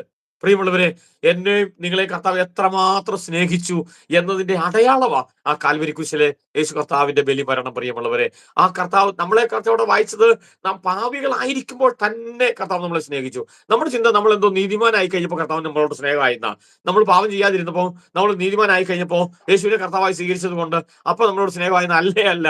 കർത്താവ് നമ്മൾ പാപികളായിരിക്കുമ്പോൾ തന്നെ നമ്മളെ സ്നേഹിച്ചു. നമ്മളെ, പ്രിയമുള്ളവരെ, നല്ല മക്കളെ സ്നേഹിക്കുന്ന മാതാപിതാക്കൾ ഉണ്ടായിരിക്കാം, നല്ല വിദ്യാർത്ഥികളെ സ്നേഹിക്കുന്ന അധ്യാപകരുണ്ടായിരിക്കാം. പക്ഷെ യേശു കർത്താവ് അങ്ങനല്ല. യേശു കർത്താവിന്റെ പ്രത്യേകത, നീ പാപിയായിരിക്കുമ്പോഴും നിന്നെ സ്നേഹിക്കുന്നു. കർത്താവിന് നിന്നോട് സ്നേഹത്തിന് ഒരു കുറവുമില്ല. കർത്താവ് നീ പാപി ആയതുകൊണ്ട് നിന്നോട് സ്നേഹക്കുറവോ, നീ നീതിമാനായതുകൊണ്ട് കർത്താവ് നിന്നോട് സ്നേഹം കൂടുതലല്ല. നീ പാപി ആയിരിക്കുമ്പോൾ തന്നെ നിന്നെ കർത്താവ് സ്നേഹിക്കുന്നു. നീ എത്രമാത്രം പാപത്തിലാണോ അത്രമാത്രം പിന്നെ നിന്നെ കർത്താവ് സ്നേഹിക്കുക. എന്തിനറിയാമോ? ആ കർത്താവിന്റെ സ്നേഹം നിന്നെ പാപത്തിൽ നിന്ന് രക്ഷിക്കാൻ വേണ്ടിയാ, പാപത്തിൽ നിന്ന് വിടുവിക്കാൻ വേണ്ടിയാ. അതുകൊണ്ടാണ് നമ്മൾ വിശുദ്ധ വേദപുസ്തകത്തിൽ വായിക്കുന്നത്, പാപം പെരുകിയെടുത്ത് കൃപ അത്യന്തം പെരുകി. എന്നെ കർത്താവ് രക്ഷിക്കാൻ വേണ്ടി ദൈവത്തിന്റെ കൃപ, എന്റെ പാപം കൂടുന്തോറും എന്നെ രക്ഷിക്കാൻ വേണ്ടിയുള്ള ദൈവത്തിന്റെ കൃപ എനിക്ക് വേണ്ടി വീണ്ടും വീണ്ടും വീണ്ടും വീണ്ടും ആവർത്തിച്ചുകൊണ്ടിരിക്കുന്നു. കൂടുതൽ കൂടുതൽ കൃപ നമുക്ക് വേണ്ടി കർത്താവ് തന്നുകൊണ്ടിരിക്കുന്നു. അപ്പൊ ഞാൻ നിങ്ങളോട് പറയട്ടെ, കർത്താവിന്റെ ദൈവത്തിന്റെ നമ്മളോടുള്ള സ്നേഹത്തിന്റെ അടയാളമാണ് യേശു കർത്താവിന്റെ കാൽവരി കുരിശിലെ മരണം. അതുകൊണ്ട് ആ യേശുവിന്റെ സ്നേഹം അനുഭവിക്കുന്നവർ, യേശുവിന്റെ സ്നേഹം അനുഭവിക്കാൻ പറ്റുന്നവർ, അവർക്ക് പിന്നെ പാപം ചെയ്യാൻ പറ്റിയല്ല. അവര് കർത്താവിൽ നിന്ന്, ആ പാപത്തിൽ നിന്നൊക്കെ രക്ഷിക്കപ്പെട്ടിരിക്കും. അവിടെ വായിച്ചു, നാം പാപികളായിരിക്കുമ്പോൾ തന്നെ, നമ്മൾ നീതിമാന്മാരായപ്പോഴല്ല, നമ്മുടെ മദ്യപാനം നിന്നപ്പോഴല്ല, നമ്മുടെ പാപം മാറിയപ്പോഴല്ല, നമ്മൾ പാപികളായിരിക്കുമ്പോൾ തന്നെ കർത്താവ് നമ്മളെ സ്നേഹിച്ചു. പ്രിയമുള്ളവരെ, അതുകൊണ്ട് എന്നെ കേൾക്കുന്ന ഏതെങ്കിലും ഒരു പാപി എന്നെ ഇന്ന് കേൾക്കുന്നുണ്ടെങ്കിൽ ഞാൻ നിങ്ങളോട് പറയാം, നിങ്ങളിപ്പോ പാപത്തിൽ ജീവിക്കുമ്പോഴും യേശു നിങ്ങളെ സ്നേഹിക്കുന്നു. യേശു നിങ്ങളെ സ്നേഹിച്ചുകൊണ്ടിരിക്കുക. കർത്താവിന് നിങ്ങളുടെ സ്നേഹമാണ്. കർത്താവ് നിങ്ങളോട് പിണക്കമല്ല. നിങ്ങളോട് കർത്താവ് പിണങ്ങുന്നില്ല. നിങ്ങൾക്ക് വേണ്ടി കർത്താവ് ഒരു നരകം സൃഷ്ടിച്ചിട്ടേ ഇല്ല. സ്തോത്രം. പാപിയായ മനുഷ്യ, നിന്നെ ഇടാൻ വേണ്ടി ദൈവം നരകം സൃഷ്ടിച്ചിട്ടില്ല. നരകം പിശാചിനും അവന്റെ ദൂതന്മാർക്കും വേണ്ടിയുള്ളതാ. നീ ദൈവത്തെ അനുസരിക്കാതെ പിശാചിന്റെ പുറകെ പോകുന്നത് കൊണ്ട് അതിനകപ്പെട്ടു പോകുക, നരകത്തിൽ അകപ്പെട്ടു പോകുക ചെയ്യുന്നത്. അതുകൊണ്ട് ഞാൻ നിങ്ങളോട് പറയട്ടെ, ആ നരകത്തിൽ നിന്ന് രക്ഷിക്കാൻ യേശു കർത്താവ് തന്റെ ജീവനെ കാൽവരി കുരിശിൽ വെച്ചു കൊടുത്തു എന്ന് ഇന്ന് രാവിലെ ഓർപ്പിക്കട്ടെ പ്രിയമുള്ളവരെ. അതുകൊണ്ട് കർത്താവ് നമ്മളെ സ്നേഹിച്ചത്, നമ്മുടെ ജീവൻ തന്ന്, കർത്താവിന്റെ ജീവൻ തന്ന് നമ്മളെ സ്നേഹിച്ചത് കർത്താവിന് നമ്മളോടുള്ള ആ സ്നേഹത്തിന്റെ അടയാളമാണ്. യോഹന്നാന്റെ സുവിശേഷം 3-ാം അധ്യായം 16-ാം വാക്യത്തിൽ നമ്മൾ വായിച്ചല്ലോ. അവിടെ വായിച്ചത് പിതാവായ ദൈവത്തിന് നമ്മളോട് സ്നേഹം. യോഹന്നാന്റെ 1 യോഹന്നാന്റെ ലേഖനം 3-ാം അധ്യായം 16-ാം വാക്യത്തിൽ യേശു നമ്മളെ സ്നേഹിച്ചു, അതുകൊണ്ട് താൻ തന്റെ ജീവനെ വെച്ചു കൊടുത്തു എന്നാണ് 1 യോഹന്നാന്റെ ലേഖനം 3-ാം അധ്യായത്തിന് 16-ാം വാക്യത്തിൽ വായിക്കുന്നത്. അപ്പൊ അങ്ങനെയാണെങ്കിൽ പിതാവായ ദൈവം നിങ്ങളെ സ്നേഹിച്ചു, യേശുവിനെ കാൽവരി കുരിശിൽ വിട്ടുകൊടുത്തു. യേശു കർത്താവ് നമ്മളെ സ്നേഹിച്ചു. യേശു തന്റെ ജീവൻ നമുക്ക് വേണ്ടി കാൽവരി കുരിശിൽ സ്വന്തം മനസ്സാൽ, പിതാവിന്റെ നിർബന്ധം കൊണ്ടല്ല, ആരുടെ നിർബന്ധം കൊണ്ടല്ല, പീലാത്തോസ് കാരണമല്ല പ്രിയമുള്ളവരെ, യഹൂദന്മാർ കാരണമല്ല പ്രിയമുള്ളവരെ, യേശു വന്നത് അതിനു വേണ്ടിയാ. ഭൂമിയിലേക്ക് യേശു വന്നത് എന്നെ രക്ഷിക്കുന്നതിന് വേണ്ടി കാൽവരി കുരിശിൽ മരിക്കാൻ വേണ്ടിയാ. നമ്മളെ രക്ഷിക്കുന്നതിന് വേണ്ടി കാൽവരി കുരിശിൽ മരിക്കാൻ വേണ്ടിയാ. അപ്പൊ ആ കർത്താവിന് നമ്മളോട് സ്നേഹമാ. ഇന്ന് രാവിലെ എനിക്ക് നിങ്ങളോട് വീണ്ടും വീണ്ടും ആവർത്തിച്ച് പറയാൻ പരിശുദ്ധാത്മാവിന്റെ ഹൃദയത്തിൽ തരുന്ന വാക്ക്, യേശു നിന്നെ സ്നേഹിക്കുന്നു, കർത്താവ് നിന്നെ സ്നേഹിക്കുന്നു. നീ ഏതവസ്ഥയിലാണെങ്കിലും, നീ ആരായിരുന്നാലും, നീ യേശുവിനെ വെറുക്കുന്ന വ്യക്തിയാണെങ്കിലും, നീ യേശുവിനെതിരെ പ്രവർത്തിക്കുന്ന വ്യക്തിയാണെങ്കിലും, നീ യേശുവിനെതിരെ പ്രസംഗിക്കുന്നയാളാണെങ്കിലും, ഞാൻ നിന്നോട് പറയട്ടെ, യേശു ഇന്ന് രാവിലെ നിന്നെ സ്നേഹിക്കുന്നു. നീ പാപത്തിന്റെ പടുകുഴി കടക്കുമ്പോൾ യേശു നിന്നെ സ്നേഹിക്കുന്നു. നാം പാപികളായിരിക്കുമ്പോൾ തന്നെ കർത്താവ് നമ്മളെ സ്നേഹിച്ചു. ആ കർത്താവിന്റെ സ്നേഹം അനുഭവിക്കാൻ കർത്താവ് നമുക്ക് ഒരു അവസരം കൂടെ തന്നല്ലോ. ഒരു വാക്യം കൂടെ വീണ്ടും നമുക്ക് വായിക്കാം. വെളിപ്പാട് പുസ്തകം 12-ാം അധ്യായം അതിന്റെ 11-ാമത്തെ വാക്യം. വെളിപ്പാട് പുസ്തകം 12-ാം അധ്യായം. അവർ അവനെ കുഞ്ഞാടിന്റെ രക്തം ഹേതുവായിട്ടും തങ്ങളുടെ സാക്ഷ്യവചനം ഹേതുവായിട്ടും ജയിച്ചു. മരണപര്യന്തം തങ്ങളുടെ പ്രാണനെ സ്നേഹിച്ചതുമില്ല. അവിടെ വായിക്കുക, രക്ഷിക്കപ്പെട്ട ആൾക്കാരെ കുറിച്ച് അവിടെ വായിക്കുന്നത് എങ്ങനെയാണ്? നാം ജയാളികളാണ് പ്രിയമുള്ളവര്. നാം എങ്ങനെയാ ജയിച്ചെന്നറിയാവോ? നാം അധ്വാനിച്ച് ജയിച്ചല്ല, നാം ഓടി ജയിച്ചതല്ല, നാം കഷ്ടപ്പെട്ട് ജയിച്ചതല്ല, നാം യുദ്ധം ചെയ്ത് ജയിച്ചതല്ല. പകരം കുഞ്ഞാടിന്റെ രക്തഹേതുവായി, യേശു കർത്താവിന്റെ രക്തഹേതുവായി ഞാനും നിങ്ങളും ജയാളികളായി തീർന്നിരിക്കുന്നു. ഇന്ന് എന്നെ കേൾക്കുന്ന നിങ്ങളോട് ഞാൻ പറയട്ടെ, എന്നെ കേൾക്കുന്ന ഓരോരുത്തരോടും ഞാൻ പറയട്ടെ, നിങ്ങൾ ജയിച്ചു. നിങ്ങൾ ജയിക്കാൻ കാരണം നിന്റെ കഴിവുകൊണ്ടല്ല, നിന്റെ മിടുക്കൊണ്ടല്ല, നിന്റെ അധ്വാനം കൊണ്ടും ഓട്ടം കൊണ്ടും അല്ല. പകരം യേശുവിന്റെ രക്തം മുഖേന, യേശു കർത്താവിന്റെ രക്തം മുഖേന നീ ജയിച്ചിരിക്കുന്നു. കുഞ്ഞാടിന്റെ രക്തം ഹേതുവായി ജയിച്ചവരാണ് ദൈവമക്കൾ. പ്രിയമുള്ളവരെ, അങ്ങനെയാണെങ്കിൽ ഇന്ന് രാവിലെ നമുക്ക് ആ യേശു കർത്താവിനോട് പറയാം, കർത്താവേ, അങ്ങ് എന്നെ രക്ഷിച്ചല്ലോ, എന്നെ വിടുവിച്ചല്ലോ, അവിടുത്തെ കാൽവരിയിലെ മരണം കൊണ്ട് എന്നെ ഒരു ജയാളിയാക്കി തീർത്തല്ലോ. നിങ്ങൾ പരാജിതരല്ല, നിങ്ങൾ പരാജയബോധത്തിൽ ജീവിക്കരുത്, നിങ്ങൾ ജയാളികളാണെന്ന് മനസ്സിലാക്കണം. യേശു മുഖാന്തരം നിങ്ങൾ ജയാളികളാണ്. എല്ലായിടത്തും എല്ലായ്പ്പോഴും യേശു ക്രിസ്തു മുഖാന്തരം നിങ്ങൾ ജയാളികളാണെന്ന് മനസ്സിലാക്കണം. ഒരു പരാജയ ബോധത്തോടെ ജീവിക്കാനല്ല കർത്താവ് നിങ്ങളെ കുറിച്ച് ആഗ്രഹിക്കുന്നത്. കർത്താവ് നിങ്ങളെ കുറിച്ച് ആഗ്രഹിക്കുന്നത് നിങ്ങൾ ജയാളികളാണെന്ന് മനസ്സിലാക്കി ജീവിക്കുക എന്നുള്ളതാണ്. ഒറ്റ കാര്യം കൂടെ പറഞ്ഞ് ഞാൻ ഇരിക്കട്ടെ പ്രിയമുള്ളവരെ. ഞാൻ ഒരു വാക്യം പറയാം. റോമാലേഖനം 6-ാം അധ്യായം അതിന്റെ 3-ാം വാക്യം. റോമാലേഖനം 6-ാം അധ്യായം അതിന്റെ 3-ാമത്തെ വാക്യം കൂടെ വായിച്ച് നമുക്ക് ഈ ധ്യാനം നമുക്ക് ഇവിടെ അവസാനിപ്പിക്കാം.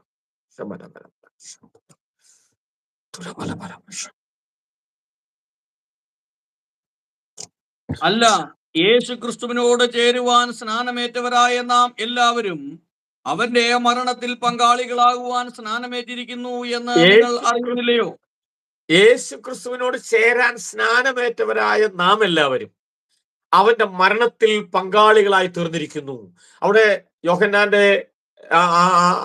റോമാലേഖനം 6-ാം അധ്യായത്തിൽ യേശു കർത്താവിന്റെ ക്രൂശീകരണത്തെ കുറിച്ചൊക്കെ വളരെ വ്യക്തമായി അപ്പോസ്തലൻ പൗലോസ് പറയുമ്പോൾ ആ കൂട്ടത്തിൽ പറയാണ്, നിങ്ങൾ സ്നാനമേറ്റത് ഒരു സഭയോട് ചേരാനല്ല, പകരം നിങ്ങൾ യേശുവിനോട് ചേരാനാണ് സ്നാനമേറ്റത്. യേശുവിനോട് ചേരാൻ സ്നാനമേറ്റവരായ നാം എല്ലാവരും യേശുവിന്റെ ബലിമരണത്തിന്റെ പങ്കാളികളായി തീർന്നിരിക്കുന്നു, പാർട്ണറായി തീർന്നിരിക്കുന്നു എന്ന് ഞാൻ ഓർപ്പിക്കട്ടെ. ഞാൻ നിങ്ങൾ പറയാം, ഇന്ന് ലോകം മുഴുവൻ യേശു കർത്താവിന്റെ ബലിമരണത്തെ ധ്യാനിക്കുമ്പോ ഞാൻ നിങ്ങൾ പറയട്ടെ, യേശു കർത്താവിന്റെ ബലിമരണത്തിന്റെ ഒരു പാർട്ണറാ ഞാനും നിങ്ങളും. ഹല്ലേലൂയ. യേശുവിന്റെ ബലിമരണത്തിന്റെ ഒരു പാർട്ണറാ ഞാനും നിങ്ങളെന്ന് പറയുമ്പോ നമ്മൾ അറിയണം, ഈ പറഞ്ഞ ഞാനിപ്പോ ഓർപ്പിച്ച എല്ലാ കാര്യങ്ങളും അതെല്ലാം നമ്മുടെ ജീവിതത്തിലെ അനുഗ്രഹങ്ങളാണ്, നന്മകളാണ്.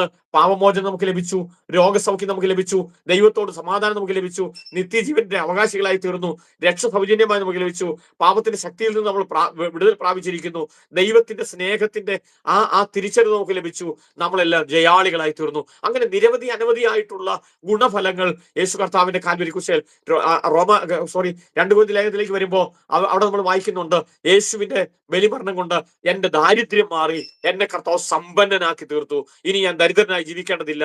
അങ്ങനെ ഒത്തിരി കാര്യങ്ങൾ യേശുവിന്റെ ബലിമരണം കൊണ്ട് എനിക്ക് ഒത്തിരി ഗുണഫലങ്ങൾ ഉണ്ടായിട്ടുണ്ട്. ഞാൻ നിങ്ങൾ പറയട്ടെ പ്രിയമുള്ളവരെ, ആ ഗുണഫലങ്ങളൊക്കെ ഞാനും നിങ്ങളും അനുഭവിക്കാൻ കാരണം യേശു കർത്താവിന്റെ കാൽവരി കുരിശിലെ മരണമാണ്. അവിടെ പറയാണ്, യേശുവിനോട് ചേരാൻ സ്നാനമേറ്റവരായ നാം എല്ലാവരും അവന്റെ മരണത്തിൽ പങ്കാളികളായി തീർന്നിരിക്കുന്നു. ഞാൻ നിങ്ങൾ പറയട്ടെ, നിങ്ങൾ സ്നാനമേറ്റപ്പോ, യേശുവിനോട് ചേർന്നപ്പോ നിങ്ങൾ യേശു കർത്താവിന്റെ ആ കാൽവരി കുരിശിന്റെ മരണത്തിന്റെ പങ്കാളികളായി തീർന്നു. അങ്ങനെയാണെങ്കിൽ ഈ പറഞ്ഞ അനുഗ്രഹങ്ങളെല്ലാം, ഈ പറഞ്ഞ നന്മകളെല്ലാം നമുക്ക് ലഭിച്ചത് യേശുവിനോട് ചേർന്നപ്പോ സ്നാനമേറ്റപ്പോഴാണെന്നുള്ള കാര്യം കൂടെ ഞാൻ ഓർപ്പിക്കാൻ ആഗ്രഹിക്കട്ടെ. ഇന്ന് ആ യേശു കർത്താവിന്റെ ബലിമരണം ആചരിക്കുന്ന അനുസ്മരിക്കുന്ന ഈ പകൽ നമ്മളെ ദൈവകരങ്ങളിലേക്ക് ഏൽപ്പിച്ചു കൊടുക്കാം. നമ്മുടെ കണ്ണുകളൊക്കെ ദൈവത്തിൽ അടയ്ക്കാം. കർത്താവിന് എന്നോടുള്ള സ്നേഹമാണ് യേശുവിന്റെ കാൽവരി കുരിശിൽ ആ 3 ആണിയിൽ കർത്താവ് തൂങ്ങിക്കിടക്കുന്നത്. പ്രിയമുള്ളവരെ, ആ ലോകത്തെ മുഴുവൻ സൃഷ്ടിച്ച കർത്താവിന്റെ കൈ പിടിച്ച് ആണിയടിക്കാൻ ഉള്ള ആരോഗ്യമുള്ള ഒരു പടയാളികളും റോമാ ഗവൺമെന്റിനില്ലായിരുന്നു. മുഴുവൻ പടയാളികളും നോക്കിയാൽ എന്റെ യേശുവിന്റെ കൈ ആ കുരിശിൽ ആണിയടിക്കാൻ പറ്റുന്നതുമല്ലായിരുന്നു. പക്ഷെ എന്നോടുള്ള സ്നേഹം കൊണ്ട് യേശു തന്റെ കൈ നിവർത്തി കൊടുത്തു. യേശു കർത്താവ് തന്റെ കാല് വെച്ചു കൊടുത്തു. ഞാൻ നിങ്ങൾ പറയട്ടെ, നമ്മളോടുള്ള കർത്താവിന്റെ സ്നേഹത്തിന്റെ അടയാളമാണ്. ഇന്ന് പകൽ യേശുവിനോട് പറയാം, കർത്താവേ, എന്നോടുള്ള കർത്താവിന്റെ സ്നേഹമാണല്ലോ യേശുവിനെ ആ കാൽവരി കുരിശിൽ കടത്തുന്നത്.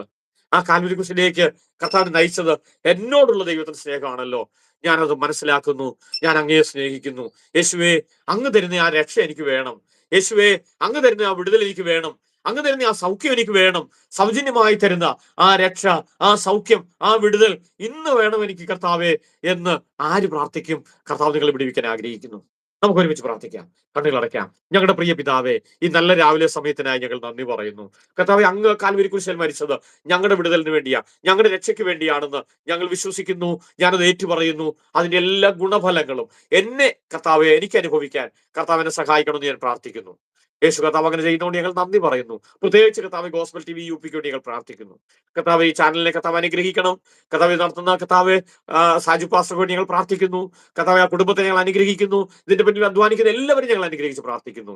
ഈ ശബ്ദം കേൾക്കുന്ന ഓരോ കുടുംബങ്ങളും അനുഗ്രഹിക്കപ്പെടട്ടെ, സൗഖ്യമാകട്ടെ, വിടുവിക്കപ്പെടട്ടെ, നന്മകൾ അനുഭവിക്കട്ടെ. യേശുവിന്റെ ക്രൂശീകരണത്തിന്റെ എല്ലാ ഗുണങ്ങളും, എല്ലാ ഗുണഫലങ്ങളും അനുഭവിക്കുന്നവരായി തീരട്ടെ ഞങ്ങൾ പ്രാർത്ഥിക്കുന്നു. കർത്താവ് അങ്ങനെ ചെയ്യുന്നതുകൊണ്ട് ഞങ്ങൾ നന്ദി പറയുന്നു. യേശുവിന്റെ നാമത്തിൽ തന്നെ, ആമേൻ. പ്രിയമുള്ളവരെ, കർത്താവ് നിങ്ങളെ സമർത്ഥമായി അനുഗ്രഹിക്കട്ടെ. കർത്താവ് അനുവദിച്ചാൽ നമുക്ക് വീണ്ടും അടുത്ത വെള്ളിയാഴ്ച ഒരുമിച്ച് കാണാം. ദൈവത്തിന്റെ അതിപരിശുദ്ധമായ നാമം വാഴ്ത്തപ്പെടട്ടെ. വളരെ അനുഗ്രഹിക്കപ്പെട്ടതായിട്ടുള്ള സന്ദേശം ഇന്നത്തെ ദിവസവുമായി ബന്ധപ്പെട്ട് നമുക്ക് ലഭിച്ചു. പാസ്റ്റർ പുന്നൂസ് തൊടുപുഴയുള്ള നന്ദി അറിയിക്കുന്നു. ദൈവം എല്ലാ പ്രിയപ്പെട്ടവരെയും ധാരാളമായിട്ട് സഹായിക്കട്ടെ. ഇത്രയും സമയം വാച്ച് ചെയ്തുകൊണ്ടിരുന്ന എല്ലാ പ്രിയപ്പെട്ടവരും നന്ദി അറിയിക്കുന്നു. ദൈവം സഹായിക്കട്ടെ. പാസ്റ്ററെ, വളരെയധികം നന്ദി. ദൈവം സഹായിക്കട്ടെ. Thank you.